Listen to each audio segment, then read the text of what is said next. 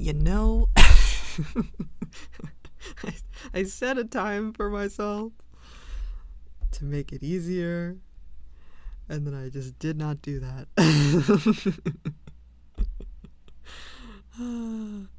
Okay. We're gonna make sure everything is set up here. I'm not entirely sure what I'm doing for visuals today. I will explain in un minute.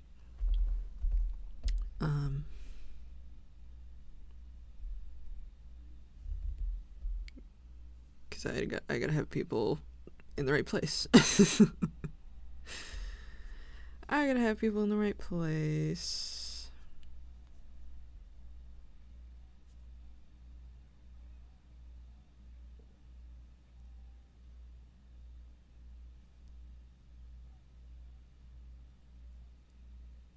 Okay.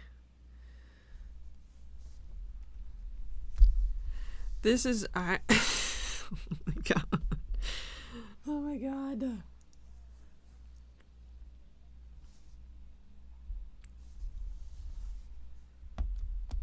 My time blindness has been getting the absolute hell out of me.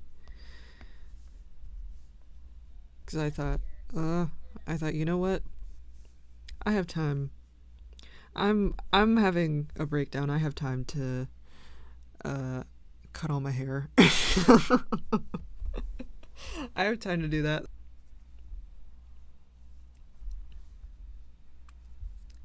We're not getting chat. Are we getting chat? Are we loading?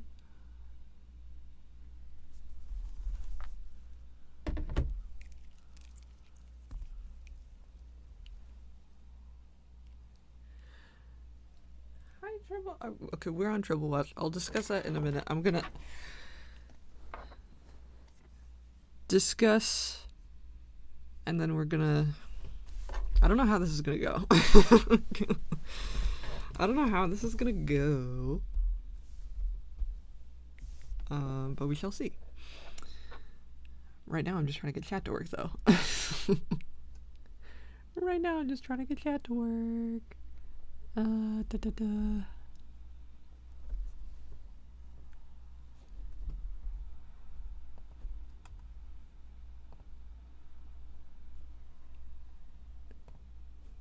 I think this is right.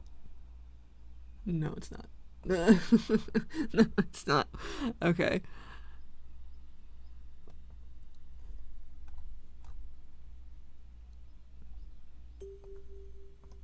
How do I get this? How do I get this to go?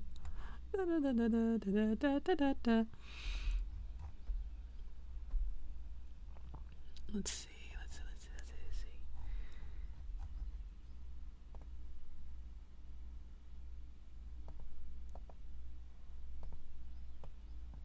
How the fuck did I do this before? How did I do this before?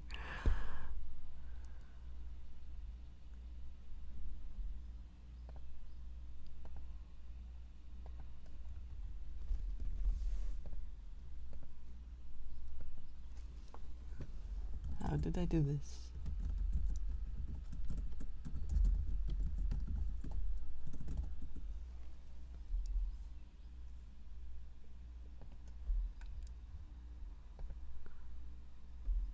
There we go.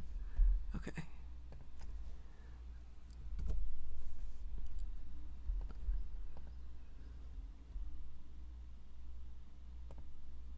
Oh, take this. I don't think this is a problem to show you guys. I don't think. There we go. Okay. No. Oh, crap. That was fine. It's fine. Now we should be good.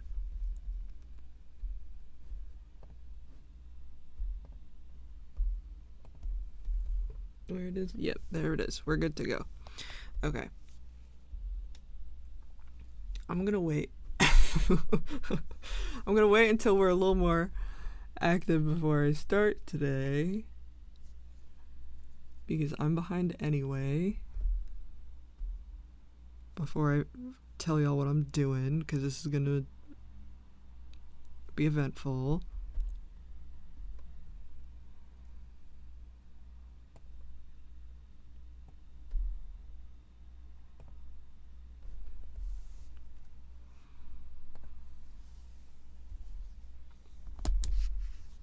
But we're just gonna do a little chit chat first until people show up. Not my usual stream day, because the Tribble had her crisis yesterday. And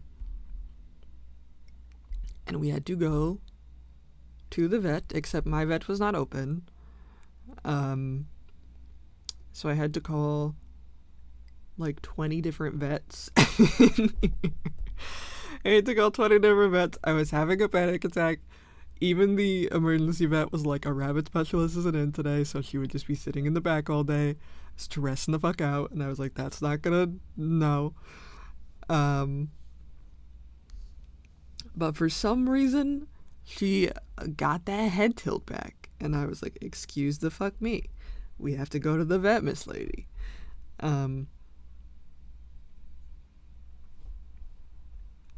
So that was eventful. She's taking her medicine, but she still feels like crap, and she still very obviously feels like crap, so I'm still monitoring her. So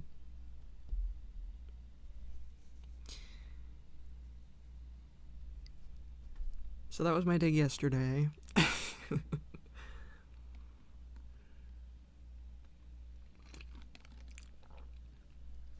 I'm having, my blood sugar is dropping, so we are having apple juice.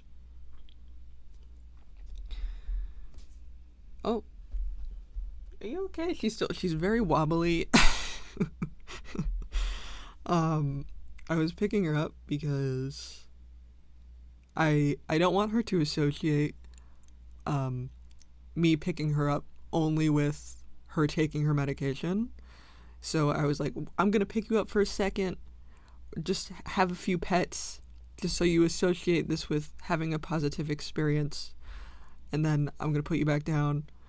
But she's just generally pissed at me right now because it was a 2-hour car ride. She's very upset about it.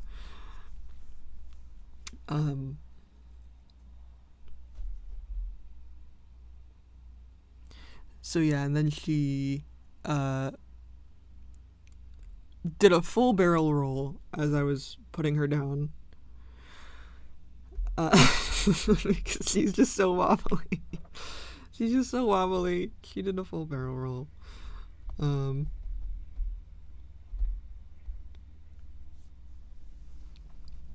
So that was a Tribble situation.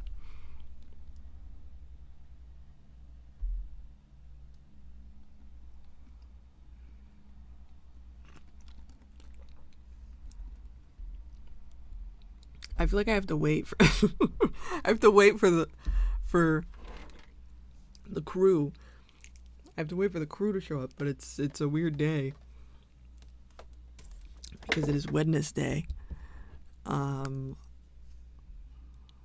not super sure what I'm doing for visuals either, so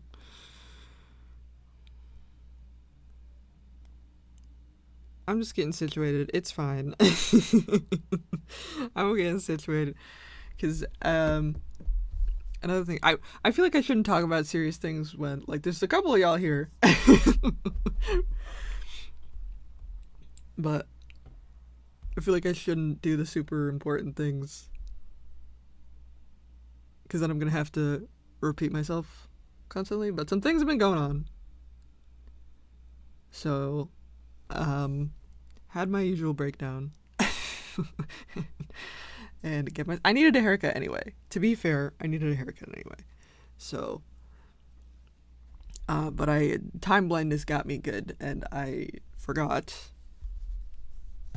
how long that would take. Well, what it is I decided to shower before because I wanted to be more precise with my spiky 90s haircut because that was the goal.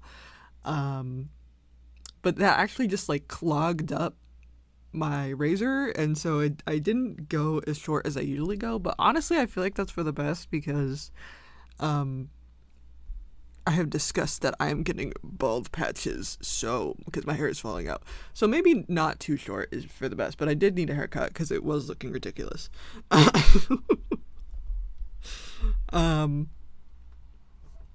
But that kept me from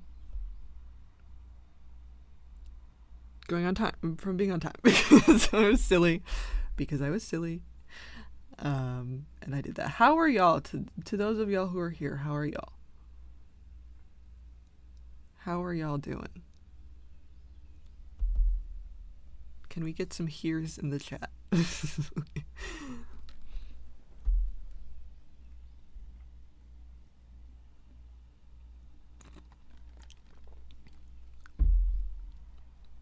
my hands were hurting today, so I'm not running robots for a while because Strudel needs to just have her chill box time. So I'm not gonna be running robots until she's better.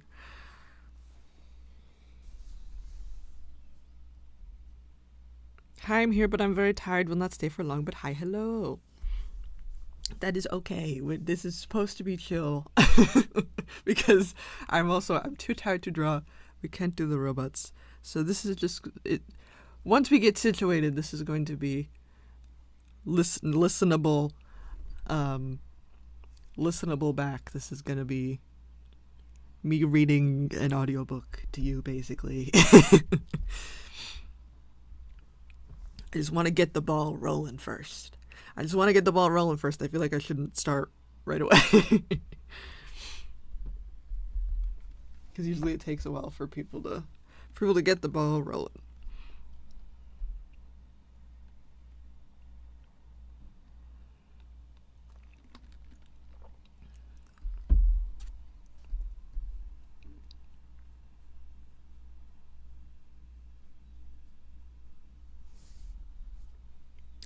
But I'm pulling it up. I'm pulling up the stuff. What I think I'm gonna do for the first bit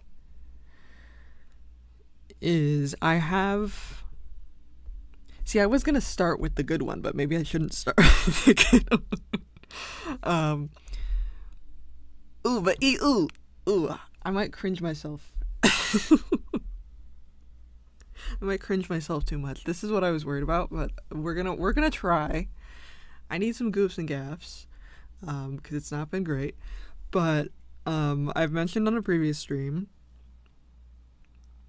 I'm catching up right now. Green, yes. Is how I've rewritten SAB a bunch of times, basically, and I started writing SAB when I was 17, so some of it is pretty cringe. Some of it also still kind of slaps, though, so I wanted to do kind of a mix of that. Certain episodes are pretty similar to what the final wound up being, so for those ones, I think I'm going to pull up the actual episodes to kind of show you guys what like it translated into. Also, I know there's a lot of people who hang out and listen to the streams. Decent amount of visually impaired people who just listen, so I wanted to give y'all some context to SAB because a lot of you guys can't see it. And this is probably not something that I'll ever complete because some of them are pretty similar, some of them are totally different. So we're gonna kind of... I wasn't gonna start with episode 1, but I might start with episode 1 just purely for context. Um, so what I'm gonna do is I'm gonna pull up my website, and I have the link in the description if you guys want to follow along there as well.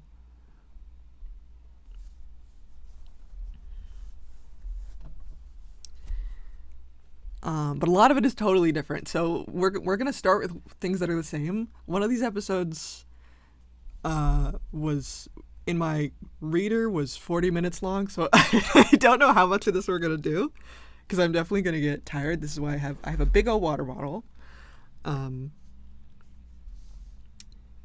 But this is definitely an adult stream, because there's lots of adult topics in SAB.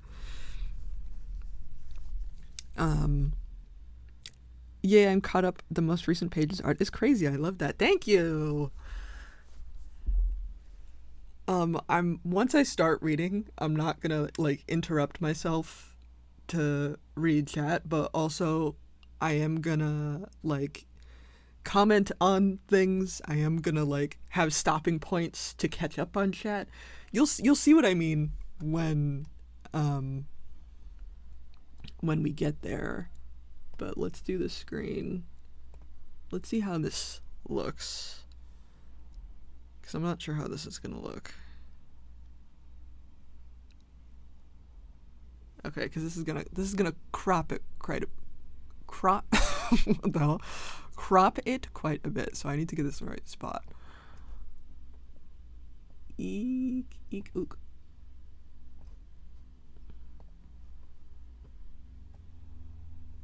I need to get this in the right spot. Okay.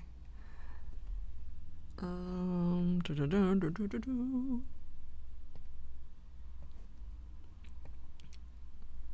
not going to be able to show the entire thing at once just because they are vertical pages. But these are the trigger warnings that are topics that could be potentially discussed. But we're going to do the first couple episodes because those are the crazy ones anyway. Are we ready? Are we good? I might close my door because I opened the windows because it was a bit hot in here, but I don't know if I want to read this out loud for just everyone. This is exclusive.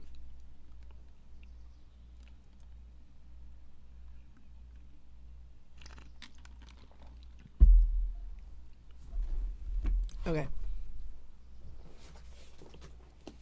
I'm gonna have to get over the cringe factor, but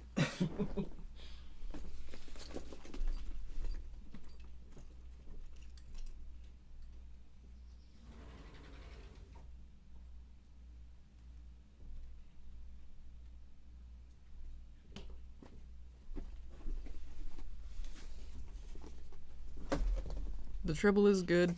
The windows are closed. Now that you have been appropriately warned, now we can move in. Okay, I want to start with the good one because I feel like I'm gonna cringe too hard. Because I wrote this first episode when I was 17, so please keep that in mind. I hate it because I've like read it so many times, but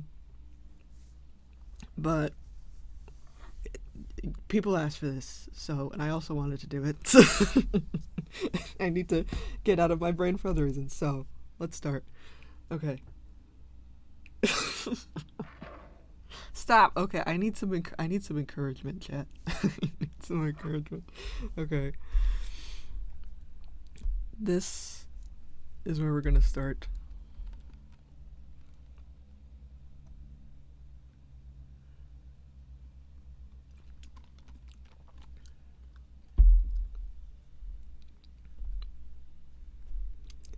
It's 17. All right. Good God. Also trying to get out all my mouth noises, so that's not That's not too atrocious. Okay, the city is alive. It breathes the chalky, mistreated air. With every inhale, a door swivels on its hinges, while exhales bring flickering bulbs and unhealthy interpretations. The lights dim as they near the heavens, eaten away by misty skies and the inevitability of sleep. But on the ground, man treads in his incomprehensible sorrows, and soulless shoes are filled with packets of bad intentions. Beams slice through the dark to reveal, if only for a moment, the faces of troublemakers. In this particular moment, it shines on a man masked in red and white. Okay, we're gonna try to get this at the same time, but you can see that we had similar. It's much longer. We have, in a comic form, there's one page of the city. We have this little street light here. We have sort of a silhouette of cat here, but there's a lot more in actual text. But so it's as you can see already, it's not quite one to one. But let's keep going.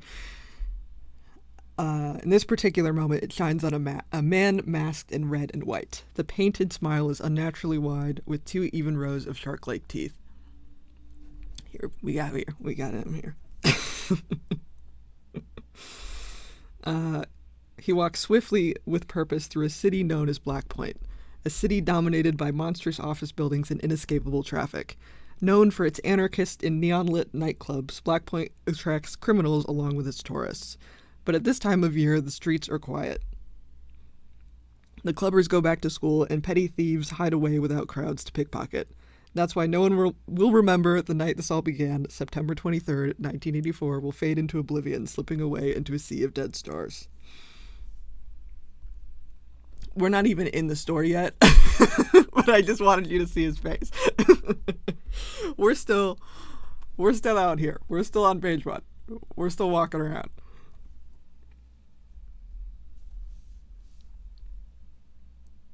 Didn't even invite me to the stream.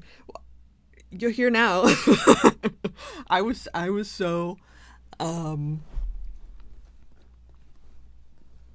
time blind. I was like shaving my head before I started this, and then I hopped on. But yay. Thank you for coming. We're having reading hour. I'm reading old manuscript shit, stuff that very whatchamacallit.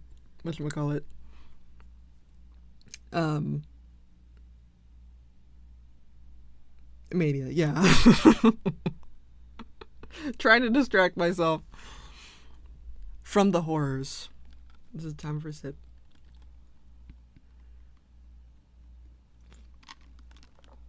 But I'm mostly going to be reading. This is still, I would consider this cringe, but also not not as cringe as it could be. I could definitely read more cringe. Calm, relaxing, quiet reading. Reading hour, happy times for all. Yes, except there's gonna be shit going down. Okay.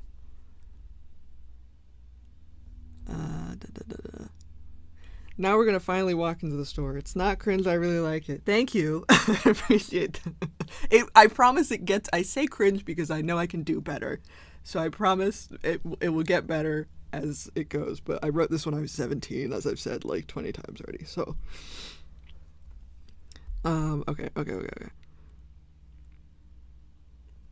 Still outside. We're still on page 1. There's a gun fitted snugly in its holster, obscured by its fellow darkness but not invisible. Welts clack against concrete as the man walks, and bells jingle against glass as the door is opened. The wind rushes in alongside him, but waits patiently outside once contact is lost. Okay, we finally entered the building. After all of that. Though the building is obviously a convenience store, it lacks the professionalism of a business. The name is literally just convenience store, with a bright pink open sign flashing in the window. Seriously, they couldn't have come up with a more original name. Even a pun would have been more acceptable. The masked man sighs as he enters, looking just as out of place as the store's various goodies. Casual items are misplaced on a basis that's far too regular. Packets of gum lurk in the back instead of teasing customers by empty registers. Lip balms and battery packs hide within the aisles. Regardless, the man knows where he's going, and nobody dares to stop him. He moves like a magnet, following a long piece of steel through his sandbox.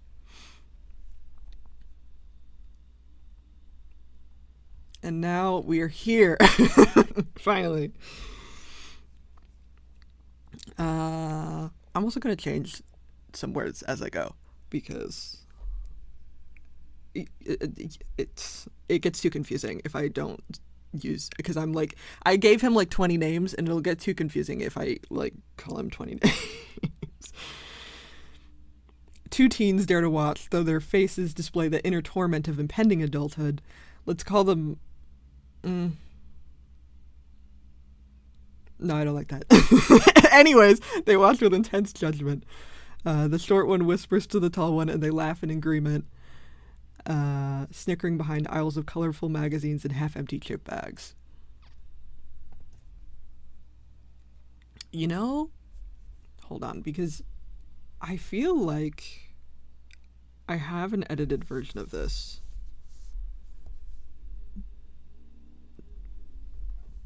I feel a little crazy. Hold on, because I feel like this isn't the one that I had pulled up earlier.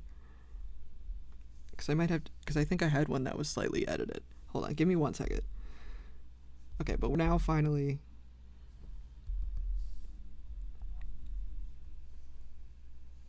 Because I rewrote this, some of it in 2020. But this is, I think, the original, like, 2015 version.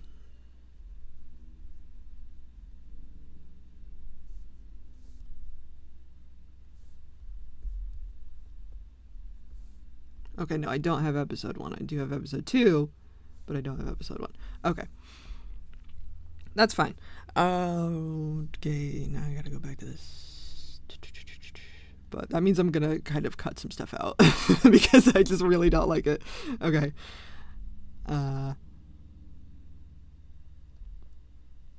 Alright, so this dialogue is totally different.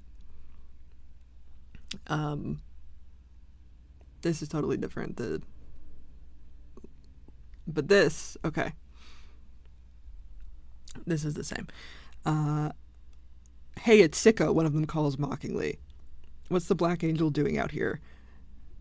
The short one jokes, eyes barely visible under a knit ski hat.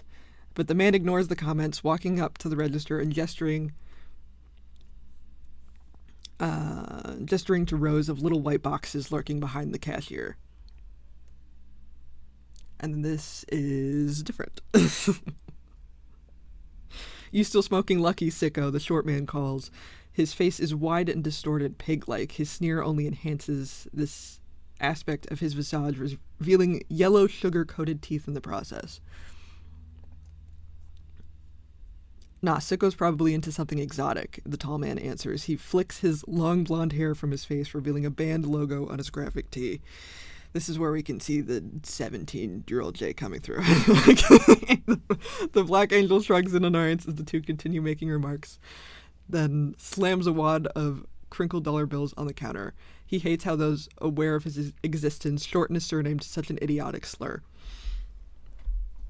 Sicko, it's Sicarius, Daggerman, killer, although Black Angel wasn't too far off. Still, they just couldn't get it right.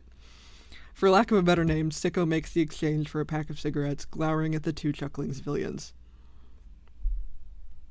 So this is where this matches up, but you can see there's going to be a much more visual difference. Here, I'm going to fucking burp.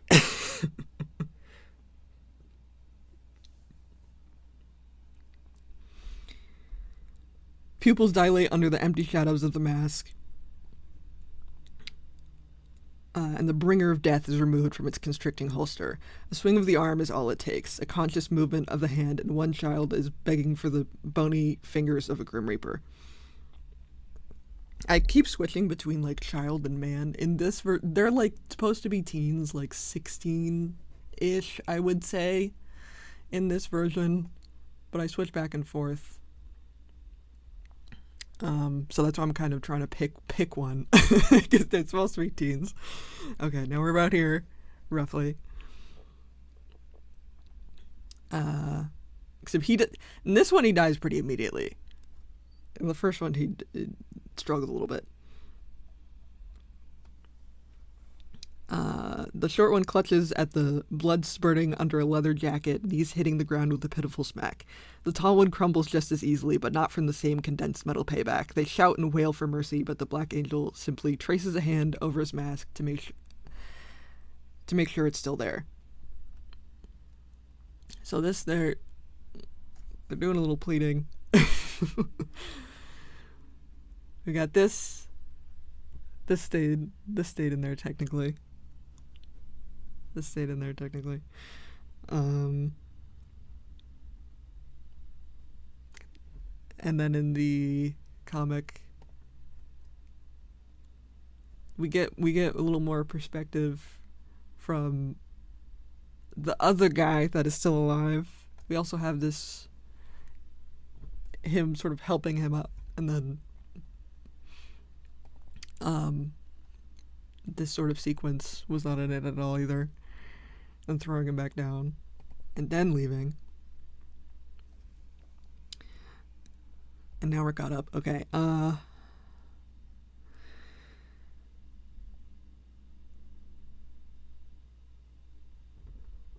Okay, the short one clutches at the blood spurting under a leather jacket, knees hitting the ground with a pitiful smack. The tall one crumbles just as easily, but not from the same condensed metal payback. They shout and wail for mercy, but the Black Angel simply traces a hand over his mask to make sure it's still there. The empty holes that serve as sockets appear to widen when all the breathing in the room stops, some from shock, some from holes in the chest cavity. The notion intended to ensure the protection of his identity is now a shameful smack in the face. He shoves the bringer of death back into its leather coffin and swipes the pack of cigarettes off the counter, leaving the wounded and insane to hope and pray that the next Judgment Day isn't run by a guy like this. And that is where we end. Episode 1. As you can see, I'm not a huge fan of the written version.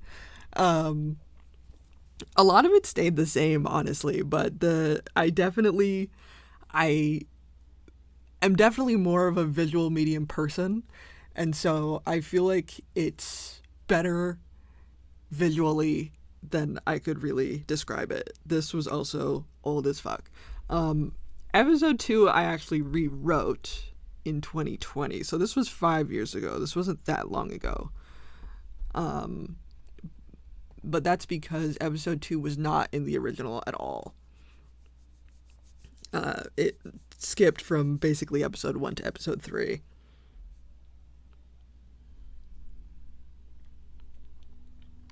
Okay, I'm gonna have another sip, because I'm gonna need to take a lot of sippy breaks because I don't want to run out of breath. The audio's good, right? I just read a whole episode. It's good, right? We're all set. The levels are good. I'm not having music in the background either because I felt like it would be inappropriate to have like my usual DSI music. Colors go absolutely nuts on this panel. Thank you.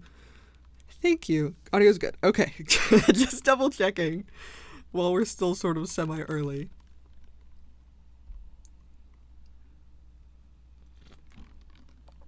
Okay, big sip.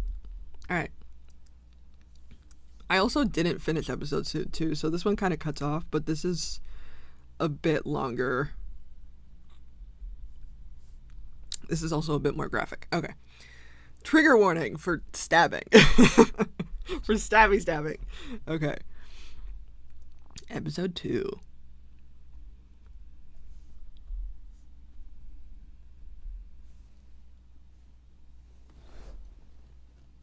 Okay, let's see. What do I gotta skip and what do I gotta keep?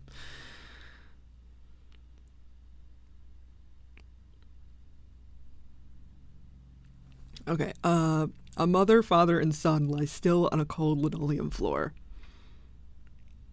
The mother's stillness is emphasized by the constant wriggling of her son, completely debilitated by uncertainty. Finally, he sits up.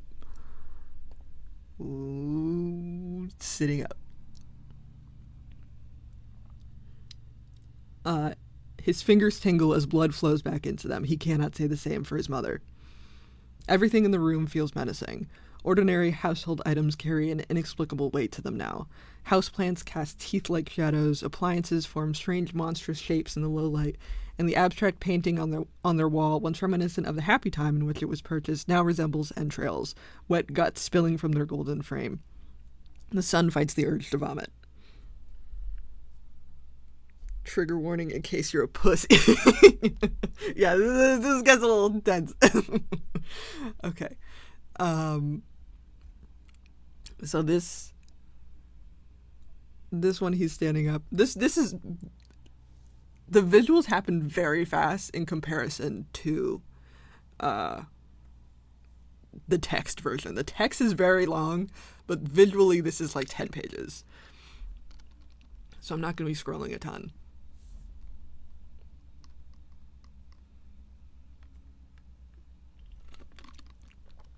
Both of these episodes are old as shit at this point. I wish I had newer episodes to read you, but that wouldn't make a ton of sense. Okay.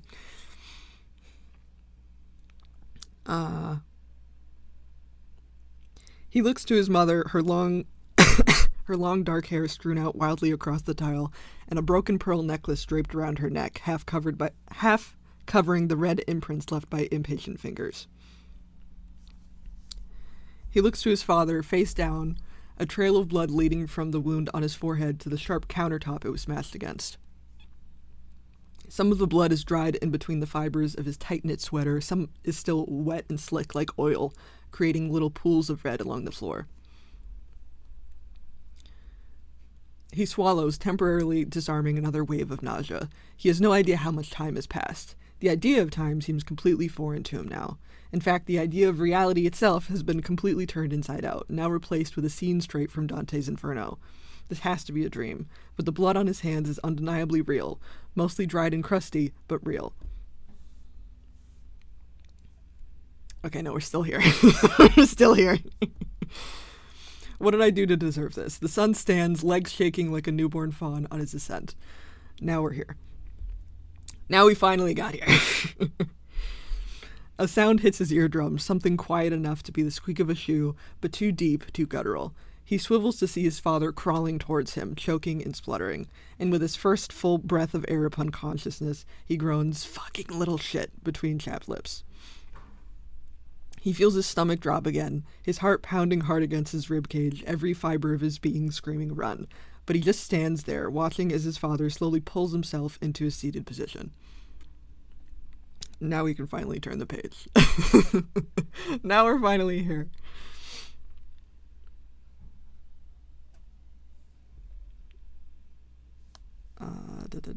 Okay. I keep losing track of where I am. The man heaves, then laughs. Another piece of lip splits as he smiles. "Where'd you learn how to do that?" he asks, already out of breath. The son stares. He never learned how to throw someone against a counter. It was just something that happened, an action powered by a quick burst of adrenaline and followed by immediate overwhelming exhaustion. The kind of exhaustion that made him think lying in his dead mother's arms for an extended period of time was a good idea, something his logical brain never would have allowed. I don't know if I'm really gonna do like actual voice acting for because I feel like I'm not very good at it. So I'm sorry if the like dialogue is a little bit bland because I'm not doing a ton of voice acting for this. But I hope you are enjoying nonetheless. Okay. And now we are here.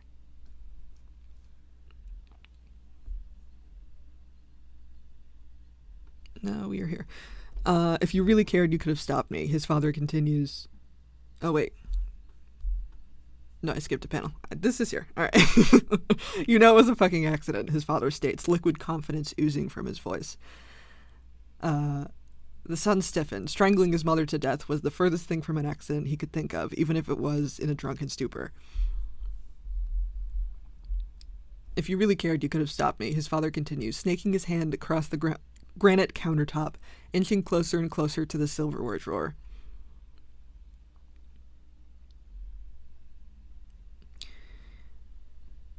No, he knows what's happening here. He knows the formula for manipulative bullshit. But that doesn't stop the tears pinpricking his tear ducts. It doesn't stop the immediate burning sensation that stabs at his eyes like a sharp gust of wind to the face. Stop it, he says firmly, but a loud crack rips apart any authority he may have had.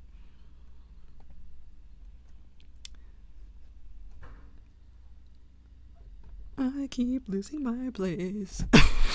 Switch the page. His father smiles, an all-too-familiar smile that says, "Gotcha." "Stop it," he yells, clasping his hands over his ears, screwing his eyelids shut, anything to keep out the madness. But it's too late, and he knows that. He's dealt with this for years, but now, with a lifeless corpse on the floor, it's all too real. This isn't something he can push away any longer. Hell, he clearly should have dealt with it a long time ago, and now here he is, staring hell in the face. This really is all his fault, all his fault, all his fault. Suddenly a hand grabs his ankle, and before he has a chance to react, it pulls hard. He flails, unable to catch himself as he tumbles backwards.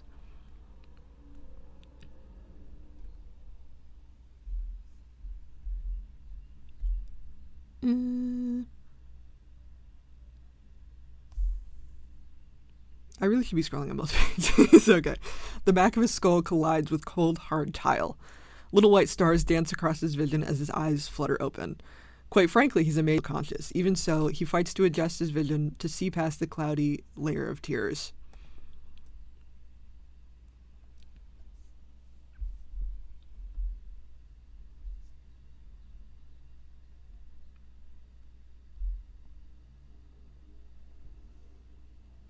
And then he sees it, the sharp metal point of a butcher's knife coming down fast.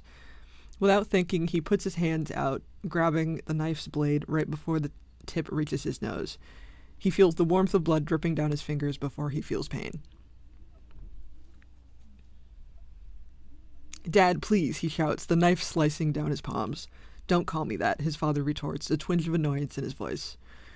For a brief moment, the son doesn't feel afraid, because this tiny display of humanity is something he can work with. His father may be an insensitive asshole, but he's also the most impulsive person on the planet, something evident by the so-called accident laying on the floor. While the son is constantly bogged down by worries of past and future, his father isn't capable of such an act. And although it's generally thought of as an advantage to live in the moment, that rule doesn't really apply when it comes to murder. And he knows for a fact that his father doesn't have a plan. Right now, he wants to kill his son, but what next? His lip twitches into a faint smile, and he forces it back down into submission. "Wouldn't it be better to keep me alive?" the son asks, trying to mask the fear in his voice with concern. "After all, I'm your only alibi."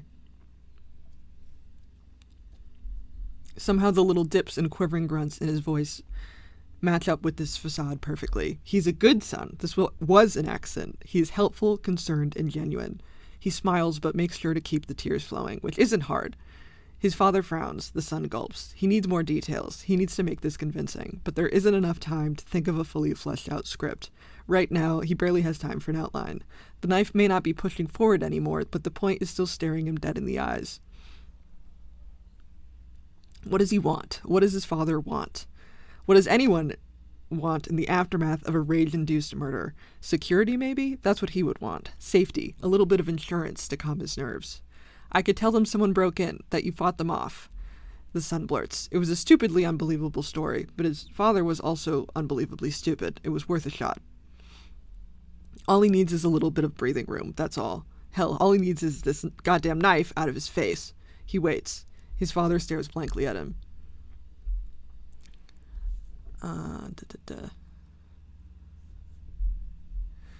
No, yeah, I'm still here.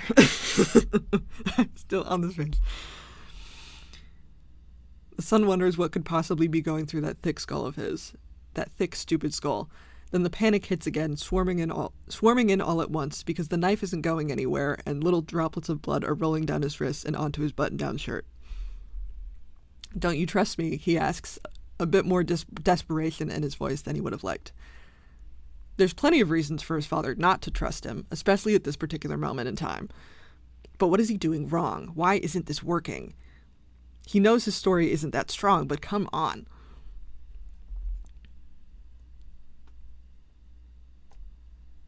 Okay, nope, we're still here. We're still here. He knows the story of his father is a certified dumbass. Why is he picking now of all times to show his first budding signs of intelligence? I really hammed on that his dad is stupid. He's really not that stupid. I don't know why. I just made that bed and lied in it. But that didn't really translate, as you can see.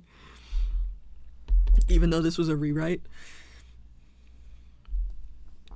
I stayed denied, he whines, moments away from admitting defeat and praying to a god he doesn't believe in when his father suddenly retreats. Now we're on to the next page.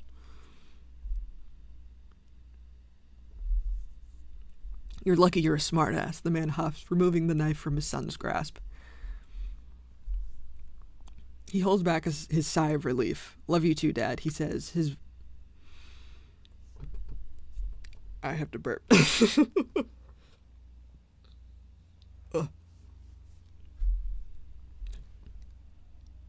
Taking a break from this intensity by burping.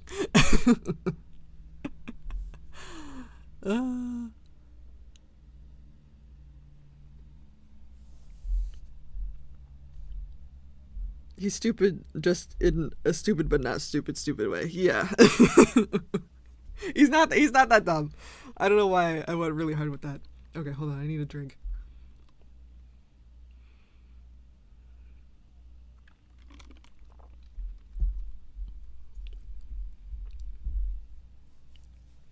I think what it really is like, he doesn't seem that smart, but he is very manipulative.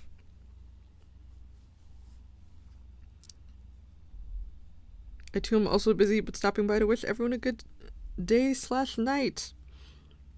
Thank you for stopping by. I hope this will be re-listenable for the most part, because I'm trying to just read. So,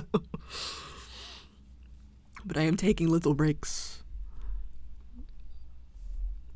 Having my little sippies. Rolling on episode 2. So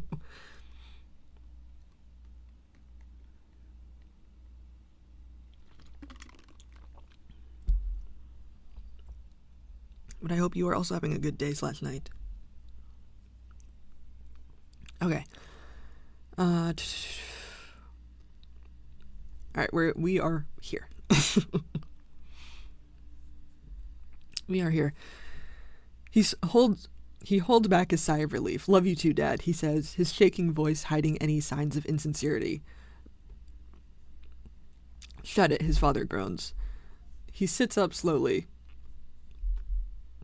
He knows this moment of peace is only temporary, and he needs to work fast to get out of this. He starts to crawl backwards as slow as feasibly possible, the way prey moves to avoid detection from a predator. As long as there's space between them, he has the advantage. He may not be as strong as his father, but he's certainly faster. He can run and dodge if he needs to. To his surprise, he gets a solid couple of feet away without his father addressing it. One hand is still gripping the knife tightly, but the other is pressed into his temple like he's fighting off a headache. He takes a deep breath. He has one shot at this. He can't afford to get it wrong.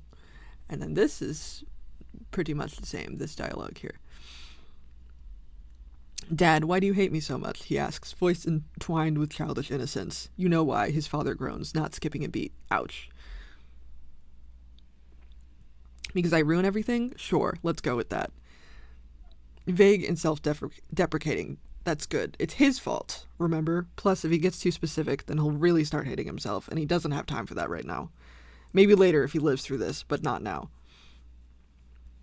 If I can fix this, will you stop hating me? Empty promises. There's no way to undo the body on the floor, but somehow he doubts his father really understands that. If you can fix this, I'll sprout wings and fly.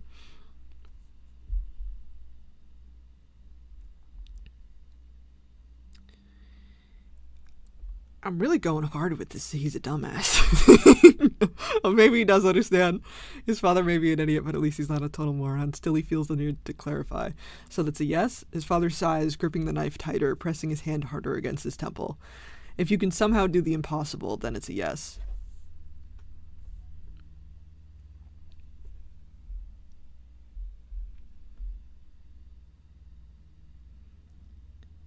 The son grins. He extends his arms outward, offering a wide, friendly hug. He has no intention of getting any closer to his father, but he suspects this display of vulnerability might help his case. Open arms means his chest is totally exposed, the perfect target for a knife to sink into. He gulps. Thank you. I'll fix everything. I promise.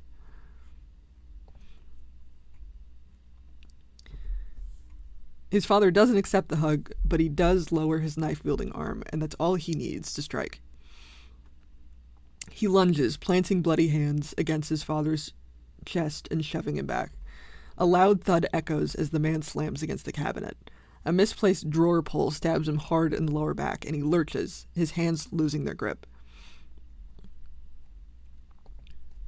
The knife skids across the floor just out of reach.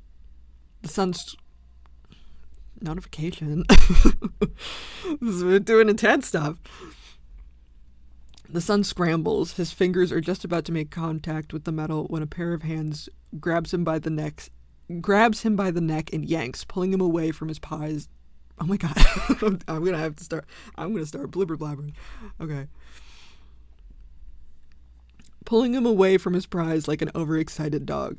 All the air leaves his body in one swift motion. He desperately claws at the hands encompassing his windpipe, but they just squeeze tighter. He gags. Okay, trigger warning again because this is gonna get gross. I suspect. I'm pretty sure.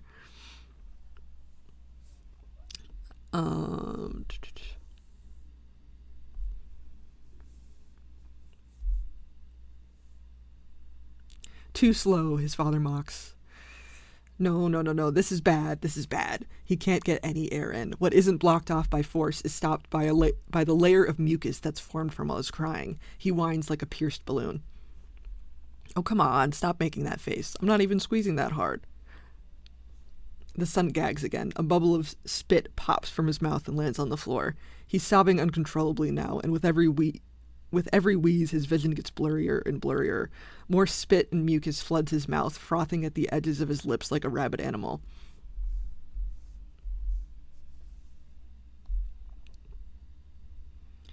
I'm curious, why did you stay? His father continues thoughtfully. Were you really that paralyzed by your own fear? He can't think. He can't think at all. But there is one thing that comes through, and that thing is pure, unadulterated hatred. This man killed his mother. This man is going to kill him too if he doesn't do something. I was scared out of my mind. You know that. He croaks. He tries to swallow, but his spit won't go past the blockage. It just clogs up his throat further. He stops clawing. I still am. He throws his head back, knocking his father hard in the chin with the back of his skull. To his surprise, it works. The hands release. He lunges, squirming from his father's distracted grasp and snatching the knife off the floor in one swift motion.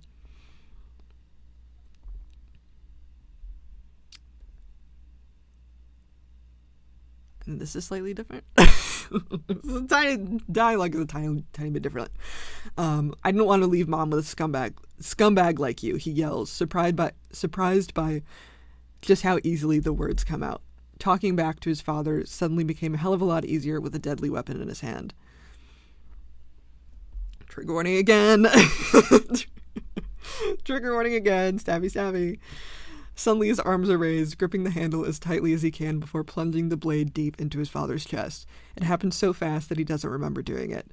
His mind and his heart are racing a mile a minute and nothing makes sense.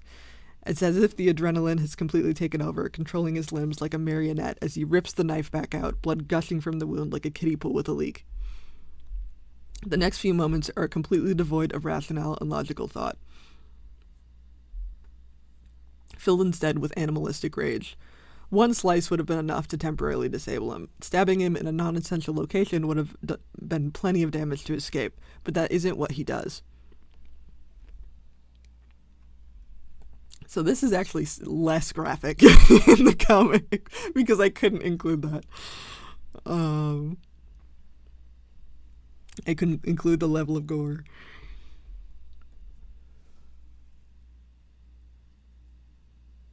But that isn't what he does. In fact, his first instinct is to go for the heart, to rip it out of him if possible. However, after a few more solid jabs, he realizes this isn't as easy as he thought it was. The heart is protected by ribs and muscles, and all kinds of organic material. Right now, all he sees is red, and it's impossible to navigate. That and the constant howling and weak attempts at defense from his father are confusing his aim. So he just starts swinging, digging the blade into whatever piece of flesh he can get a hold of, aiming toward the more important areas, but equally satisfied if it sinks into a flailing arm instead. He's surprised by how long it takes for his father to stop moving, by how long he thrashes like a fish in a boat before his body finally gives up, before he slows and crumbles like an ant in a microwave. The knife clanks on the floor as the son stares blankly at his handiwork. He expected to feel worse, but truth be told, he feels more nausea than regret. And that is the end. And I need a sippy, and I need a little break, because that was more emotionally taxing than I thought it was going to be. Okay. What are thoughts? What are thoughts, chat? That was a lot. I forgot how graphic that was. Oh my god. I need a little laugh. I need a little cool down. Oh my god. Jeez Louise. Jeez Louise. I hope my autism voice is not is not getting in the way. Okay. Yay. Okay, good. Keep reading. I was just getting into it. Okay. I do have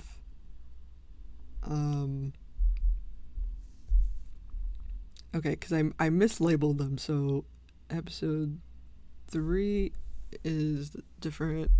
Where is it? Okay. Chapter 2 is actually episode 2. Okay. Alright, yes, this is the right one. This is the right one. That's right, you've never read SAB, have you? I will stay for this ep and then I will go to bed. I must work on my essay tomorrow. Okay, this might be long. I'll see how long it takes me to get through. Because this is... Well, I guess this one isn't that long. The next one is very long. This one is actually pretty short. I struggle reading. I mean, this is, you know, this is the kind of the read-along version of it, so. But it is slightly different. Okay, hold on, I need a sip. I need a breather. Oh.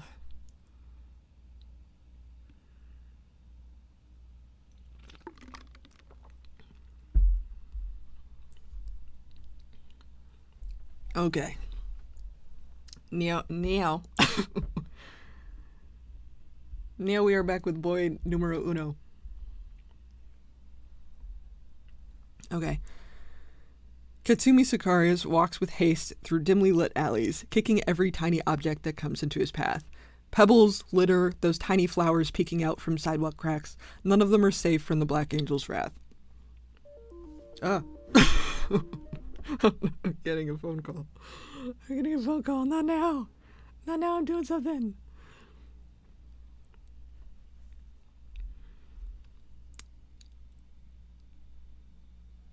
Okay. God, what is wrong with me? He looks to the sky as if expecting an answer, but it's obscured by menacing clouds and telephone wires. Nope, we're still here. Okay. Whoa. They're like street racing outside. I hope that's not terribly distracting. Okay. A cigarette dangles from his mouth as he flicks desperately at his lighter. The flame dances wildly as he attempts to light the death stick while walking. He knows he looks like an idiot, but he doesn't want to stop. He has to keep moving. He can't allow himself time to think about things or it just gets worse. But the continuous failure at such a simple task is driving him even more nuts. And as much as he hates himself for it, he stops, lights his cigarette properly, and stomps another flower back into the cement. He's deep in the bowels of the alley now, all forms reduced to silhouettes under the faint red glow of a tattoo parlor sign. A plume of smoke is exhaled from his lips, absorbing the red hue before it disappears. So this I actually went with blue instead of red. Not super different, though.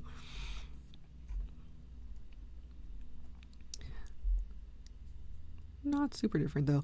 A plume of smoke is exhaled from his lips, absorbing the red hue before it disappears. His voice is blue. This is not red. He just killed a man. Well, he just killed a man who he wasn't meant to kill. That's the real issue here. The smoke fills his lungs and his insides fade like boats lost in the fog. It's soothing, but it doesn't help his current predicament. Useless fuck up, he mutters, peeling off his disguise. The elastic band dangles from his fingers as the mask smiles into a nearby puddle. So this is totally different. In this, it is more of it is behind him. In this, it's like not something that he's really seeing. So like, well, I'll scroll by this, but the description is totally different. It's way more vague. Okay. The elastic band dangles from his fingers as the mask smiles into a nearby puddle. Its reflection stares back mockingly. The red tint of the water makes him uneasy. Something isn't right. A black shadow races across his vision. He stops. The water settles and the mask smiles wider. Fuck. He breaks into a sprint, but he can already hear it. So you can see that is different. The cigarette falls from his mouth. He grips the mask closer to his side. Charred hands reach in. He just has to keep moving. He just has to. A body slams into his, and the shock jostles him more than the force does. And they meet. This is so old. One of them is so small here. That was a mistake. He's not meant to be this tiny for any new readers.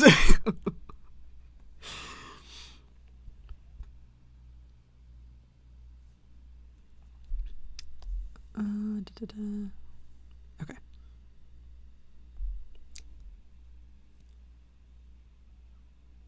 The hell? He starts, adjusting his vision to see a tiny shaking silhouette staring up at him.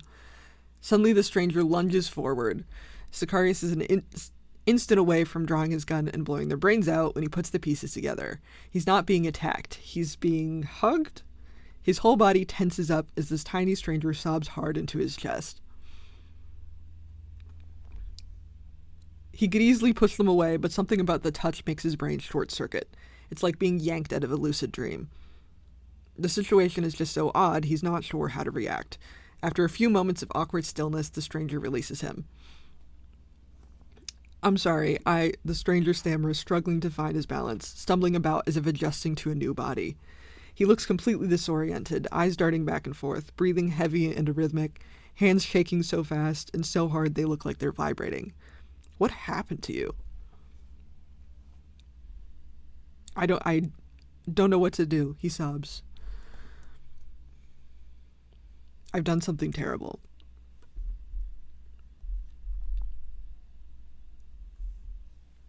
Sicarius fights back a laugh. You and me both.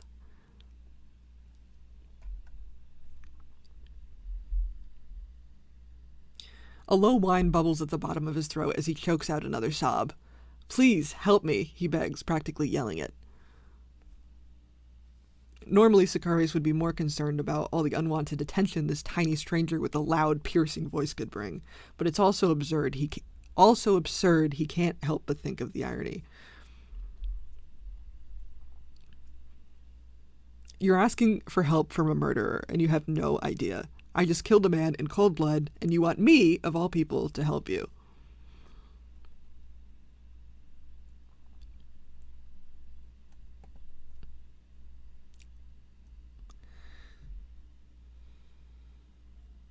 Maybe I should scroll one at a time.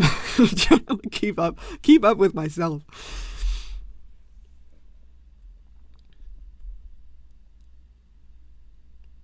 A pang of guilt stabs him hard in the gut, and he winces. That long-haired delinquent pleading for mercy suddenly infiltrates his thoughts, wailing in torment as his friend bleeds out beside him. This isn't what he does. He doesn't kill people like that, at least not normally.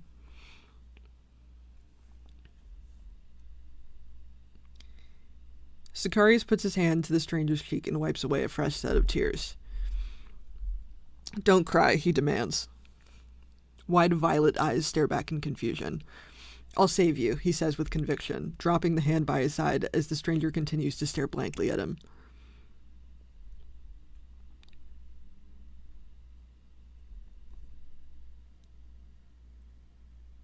A guttural whisper hits the back of his skull, and he holds back a shudder.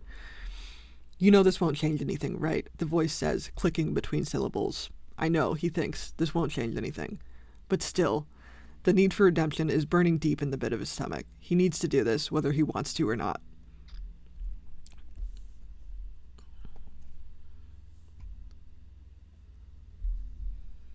Then, just as suddenly as he arrived, the stranger collapses, uttering a final apology before falling limp in the dagger man's arms.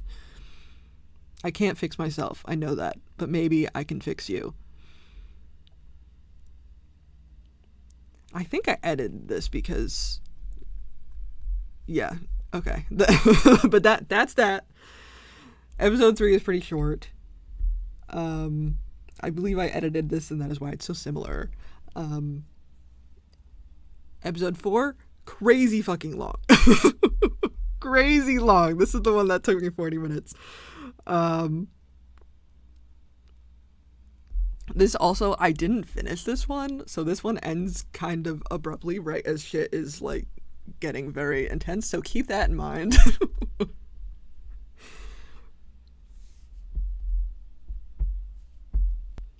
Yay, good night, chat. I'll rewatch later if I can. Thank you for hanging out. Thank you for the encouragement.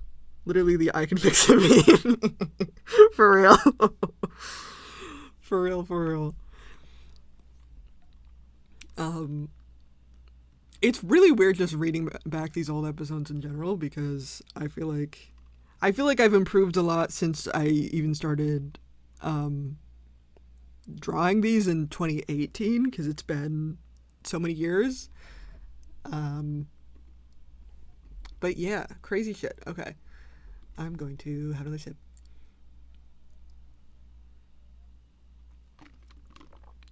Oh, I might need to refill this at some point. Okay.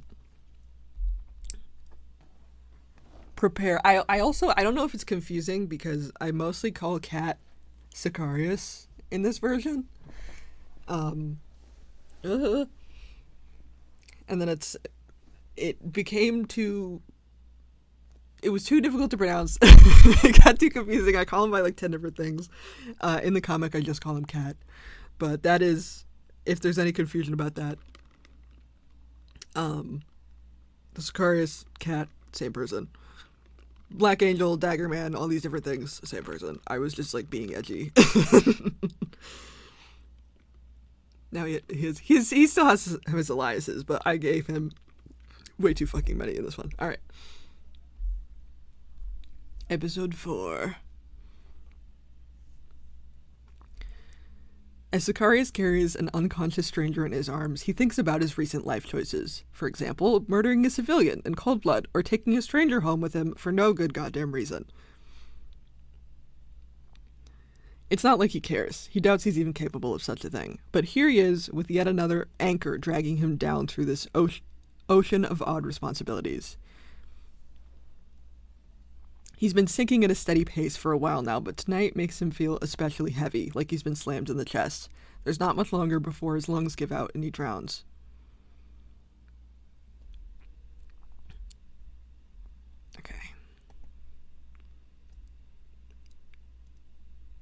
Okay, this is very different, so we're gonna try to figure this out. The stranger in his arms is tiny and thin. His torso almost looks normal, with the large button-up shirt he's wearing, but his wrists jut out in a way that only fills half the sleeve. His hair is obnoxiously blue, and the only indication of its natural color are the thin blonde eyebrows barely visible against translucent skin. Warner's way more pale in this version, I guess. Fucking vampire ass. How the fuck am I gonna explain this? Sicarius mutters, internally cursing his own stupidity. This isn't how he expected his night to go. He really shouldn't have been out at all. But he was, and now he's paying the ultimate price. Maybe this is his punishment. He wouldn't be surprised if this was some god's cruel idea of payback. But it doesn't matter. What's done is done. Right now, he just needs to clean up the mess and cut back on any further damage. He turns into another alley, passing broken fire escapes and graffiti-riddled walls. He has to minimize his contact with people and cameras. For now, it's simple. He knows which streets are abandoned and avoided. But once he gets into his apartment complex, well, then it gets a little more complicated. He knows where the blind spots are, but that doesn't help him get where he needs to go. In order to get to his room, he needs to pass by some cameras, whether he likes it or not.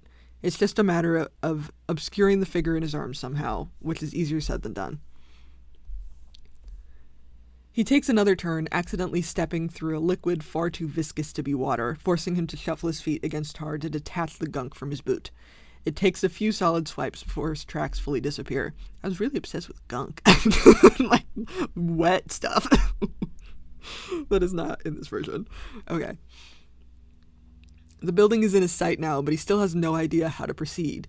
He sighs. He'll have to wing this. And Lord knows how shitty he is at that. But his mind is blank. He's tired. All he wants to do is go to bed and figure this out in the morning, although he doubts he'll be permitted such a luxury.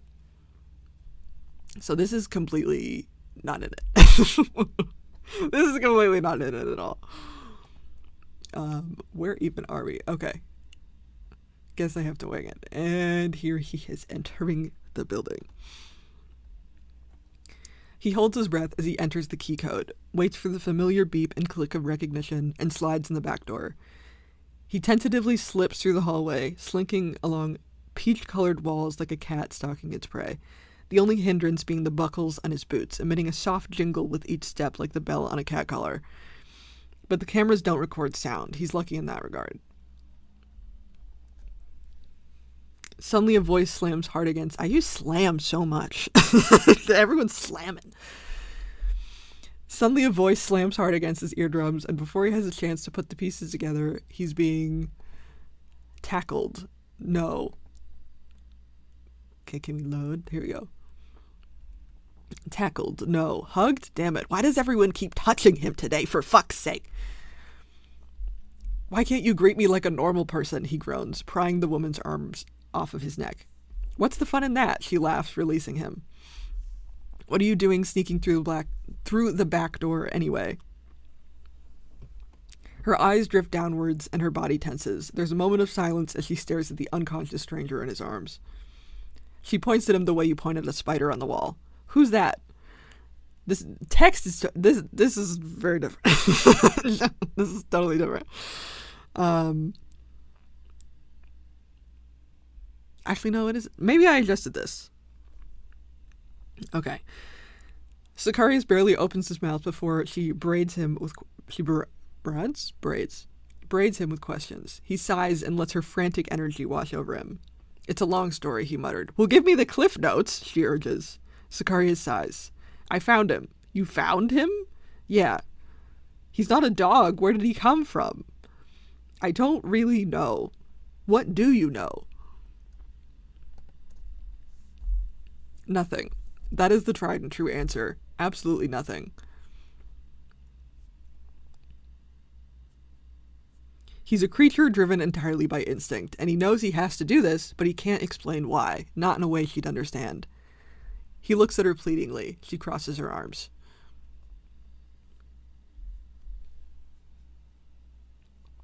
He goes through the phrases in his head. I know I have to do this. No, that's stupid. I've made a mistake, and that's admitting defeat. Although asking for forgiveness might be his best bet, even if it is an almost definite trail to Pandora's box. The verbal vomit continues to run rampant through his mind, and then he sees it, the black eye of a security camera ogling him from across the hallway. The woman clears her throat and taps her foot in impatience. God damn it. He didn't want to drag her into this, but at this point it seems inevitable.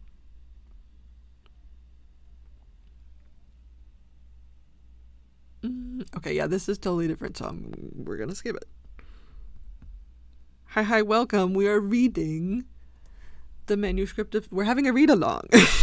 We're reading the old manuscript with the new comic.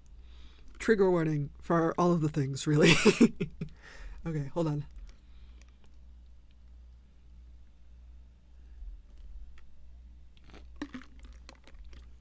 I need to have a lot of water. I'm definitely going to need to pee at some point. Because I'm chugging water trying to do this. Okay. Yeah, this is totally different. Or maybe I have to go back. We'll see. Look, Nazri, he starts, trying to reposition himself so the stranger is out of view from the camera, but there's no easy way to do this. He's facing it head on in clear as day fluorescent lighting. I know it's a lot to ask, but he's gonna have to start off this tangent with a fucking favor. God, he's such an asshole. I need you to erase the security footage of me entering the building, he blurts. She gawks at him. A drop of sweat beads on his forehead as he attempts to backpedal.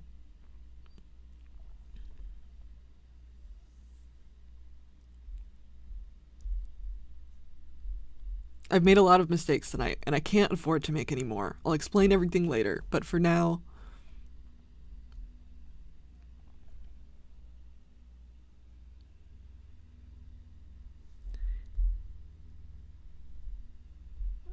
I keep losing. Are you joking? Her face reads pure and utter confusion. Sicarius swallows. No, I'm not. She blinks, her expression changing from bewilderment to exasperation. What is wrong with you? So is that a no, or...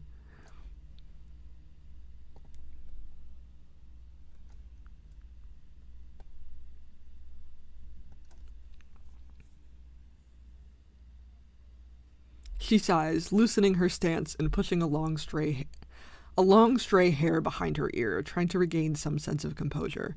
But her massive square earring gets caught in the process, and she spends the next few moments silently untangling it. I'll erase the stupid footage, she grumbles when the hair is finally loose. Thank you, Nasri, Sicarius says, and now it's his turn to look perplexed. He didn't expect her to say yes. If anything, he thought he would have to haggle her for it. As if reading his thoughts, she looks down at the stranger in his arms again. Right, this isn't just about him. Hell, this isn't about him at all. It was never about him. It's about the stranger lying limp in his arms, his head firmly pressed... Oh my god. His head pressed firmly into his elbow, breathing shallow, frightened breaths even in his sleep.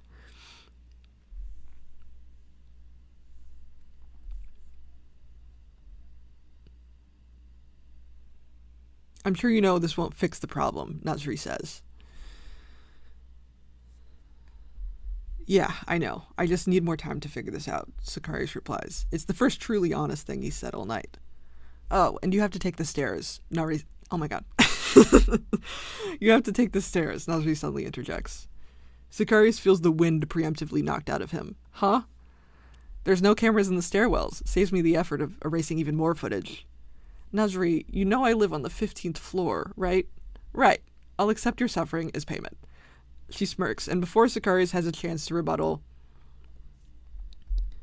she turns, holding her hands to her ears and singing loudly as she prances down the hall. I can't hear you. Oh my god. Now get up there before I change my mind, she sings, turning down the hallway to the lobby and disappearing from view. Sicarius stares blankly at the wall, then at the stranger in his arms, then back at the wall.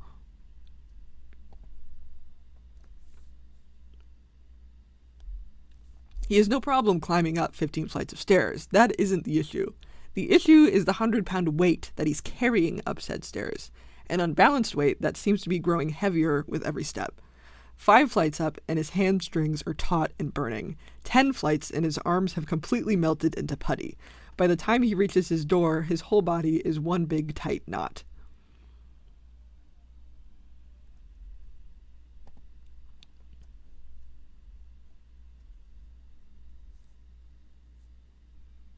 He fumbles with the light switch as he enters, only to remember the damn thing hasn't worked in ages.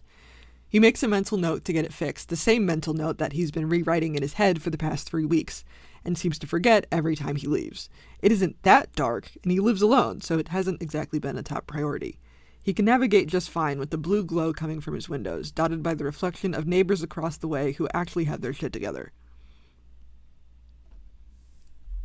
He rolls the stranger onto his futon, and the tension finally releases. What am I going to do with you? He mutters to himself, running a hand through black, greasy hair.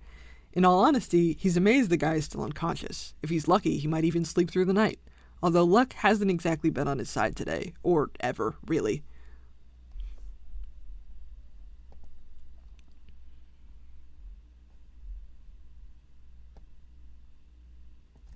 Still, he decides to push his luck and get changed. He's drenched in sweat and smells like a wet dog from an unexpected workout. He takes off his holster and removes his mask and gun from their clips, tucking everything under a pair of pants in the bottom of his dresser and taking out another pair to change into. Letting out a deep yawn, he ambles into his bathroom and shuts the door behind him. So this is completely different because we actually see him in the bathroom. In this one, we just skip right to mortem. I'm gonna sippy.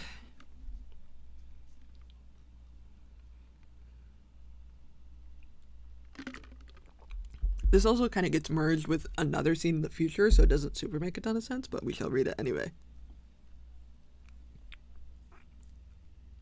Okay. Letting out a deep yawn, he ambles into his bathroom and shuts the door behind him. His pupils immediately dilate as the room floods with bright, humming fluorescence. At least the light in here still works.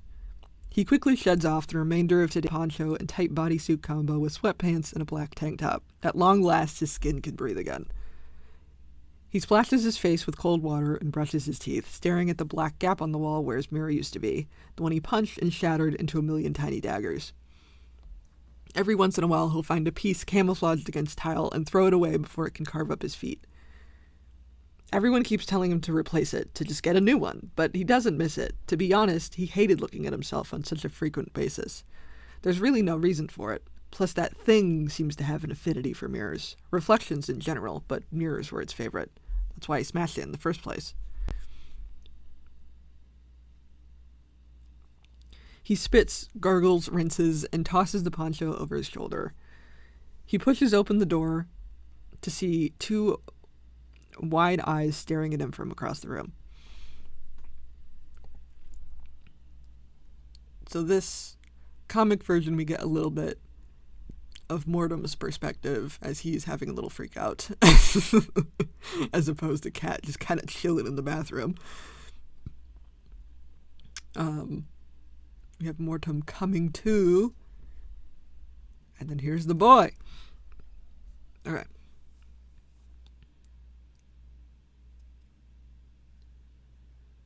The stranger scrambles to a seated position, gripping the couch cushion like a life preserver in an endless ocean. "Oh, hey, you're up," Zacharias says dumbly, suddenly grateful for being able to clean himself up before dealing with this, even if the exhaustion is still pulsing in the back of his head. At least he isn't covered in sweat now. The stranger gawks at him, his face contorting in disbelief and horror.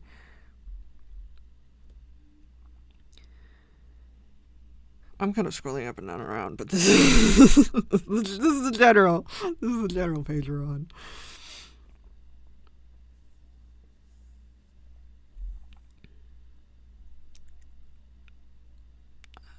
Okay. He blinks rapid fire in an attempt to keep the tears from spilling out, but it's too late. He erupts into loud, apologetic sobs. The only comprehensible word bubbling from his lips is sorry.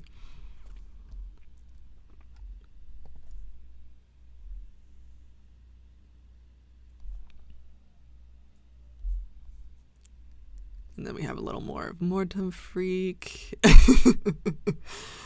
that isn't in this version.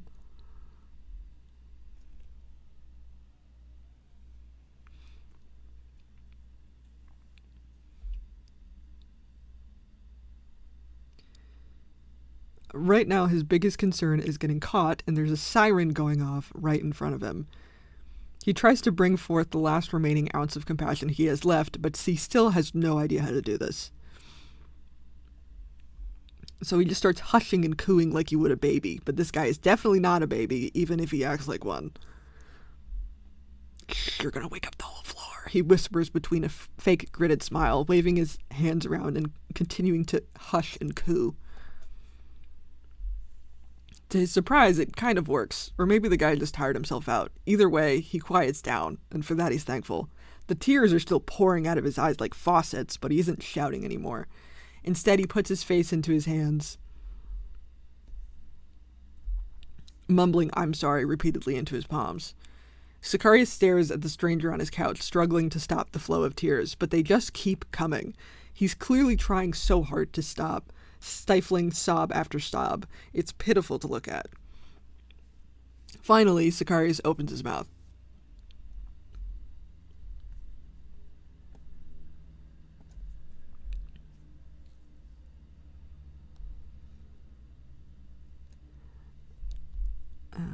Okay. Look, I have no idea what happened to you, but you're safe here, all right? He tries to sound genuine, but he can't make any promises just yet. He still might have to kill him, even if he'd really rather not. Safe, the stranger repeats, as if the word is completely foreign. He peeks out from between his fingers, mumbles another apology, and hides again, burying his face into trembling hands. In this one, we're getting more of Mortem being depresso, but this is exclusively like a cat episode. In this one, in the text version. Okay.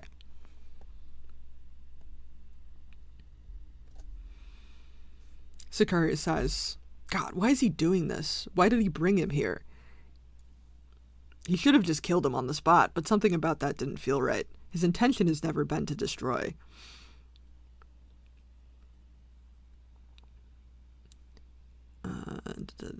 This is different. I'm trying to... it is.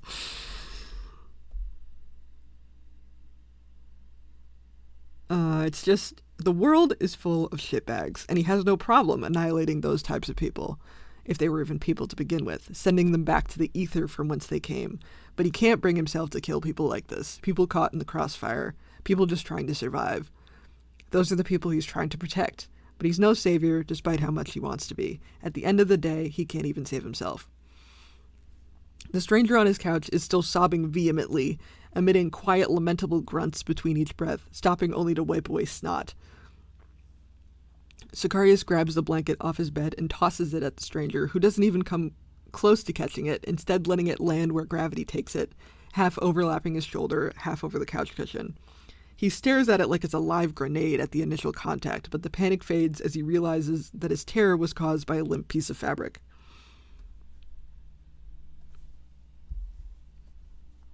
Okay, I need a sip. I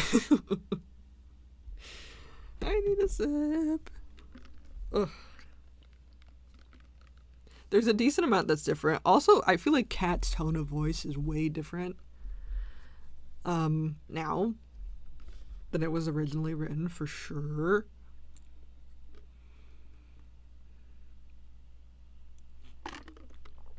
Kat is way more emotional.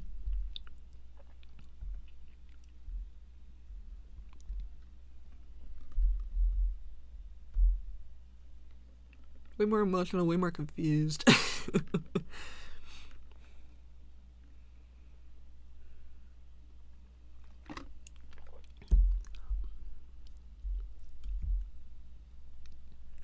Okay.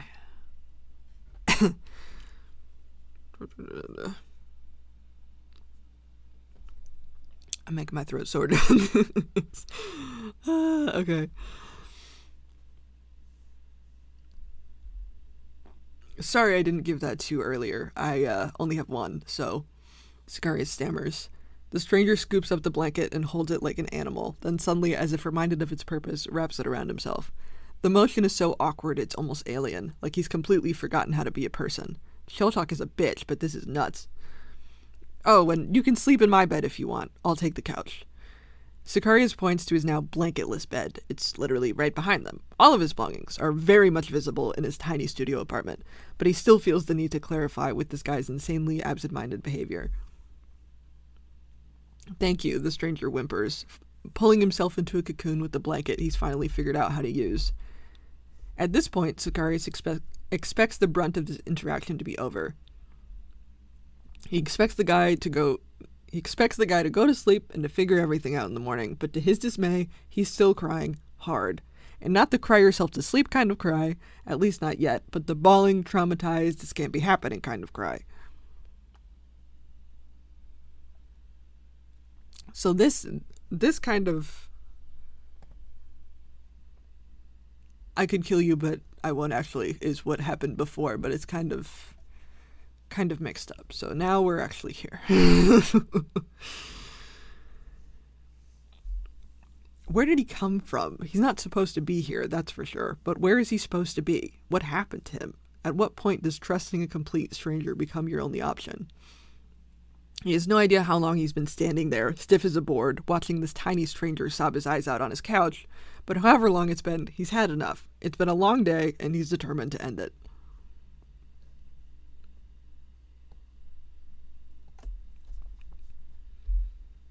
All right, all right. I'll do anything you want, okay? So please, stop crying. Anything? The stranger whimpers. A fat tear crawls down his cheek like a blood-engorged tick. Anything. The stranger thinks about this, wipes his latest set of tears from bloodshot eyes, and looks up pleadingly. Then can you hold me? Sicarius tenses, and he can't hide the disgust in his voice as he says, "What?" Almost instantaneously, the stranger breaks down again. Although it seems like it's more out of embarrassment this time, as he profusely apologizes and burrows deeper into his blanket cocoon. Damn it. He's never going to stop at this rate. Would that make you feel better? Sicarius asks hesitantly. The last thing he wants right now is to be touched again. The more people touch him, the more that thing comes around.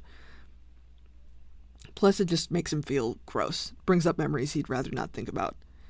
And when those memories swarm his thoughts, they're nearly impossible to get back out again. It's like a hornet's nest in the back of a mailbox.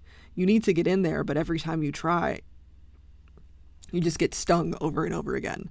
Sure, you can get an exterminator, but the brain doesn't work that way. The hornets always come back to their nest, and they're angrier every time they return.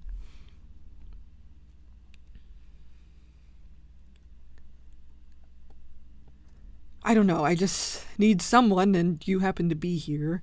The stranger trails off. God, that sounds terrible, doesn't it? I really am the worst. The stranger spirals into an all too familiar whirlwind of self-hatred, accentuated by frantic paranoia.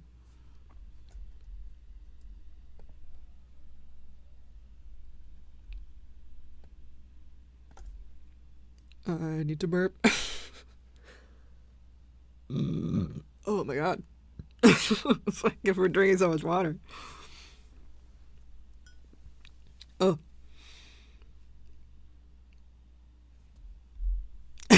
Okay, then we burp and then go immediately into this depression spiral. Trigger warning again for Depresso Espresso. I should be dead, he mutters. At least that would mean something. But this is pointless. I have no reason to be alive. My existence is a burden. I don't deserve to live. Sicarius plants both his hands firmly on the stranger's shoulders. Stop that. But Stop, Sicarius says, and as much as he doesn't want to, he takes the stranger in his arms and holds him. And surprisingly, it's not as bad as he thought it would be.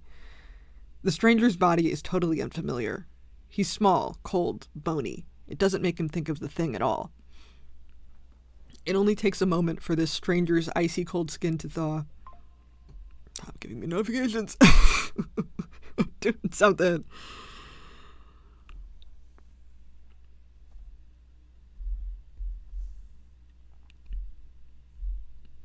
It only takes a moment for this stranger's icy cold skin to thaw, and he starts to feel less like an alien, more like a person.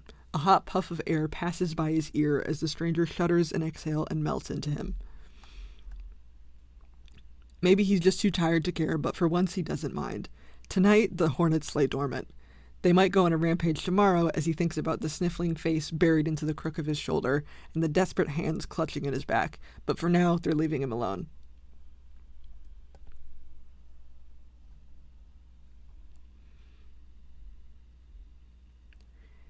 It's the slight sensation of dampness that makes him pull away.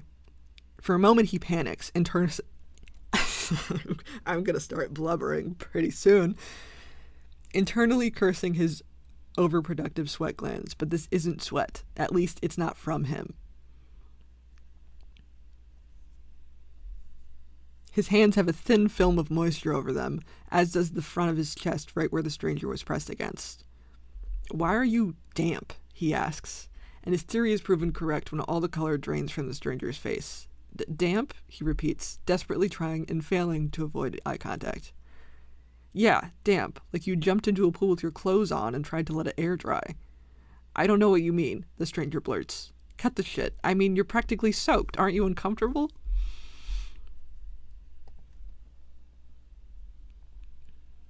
And then we have more Tom thoughts, but we don't have these in this version.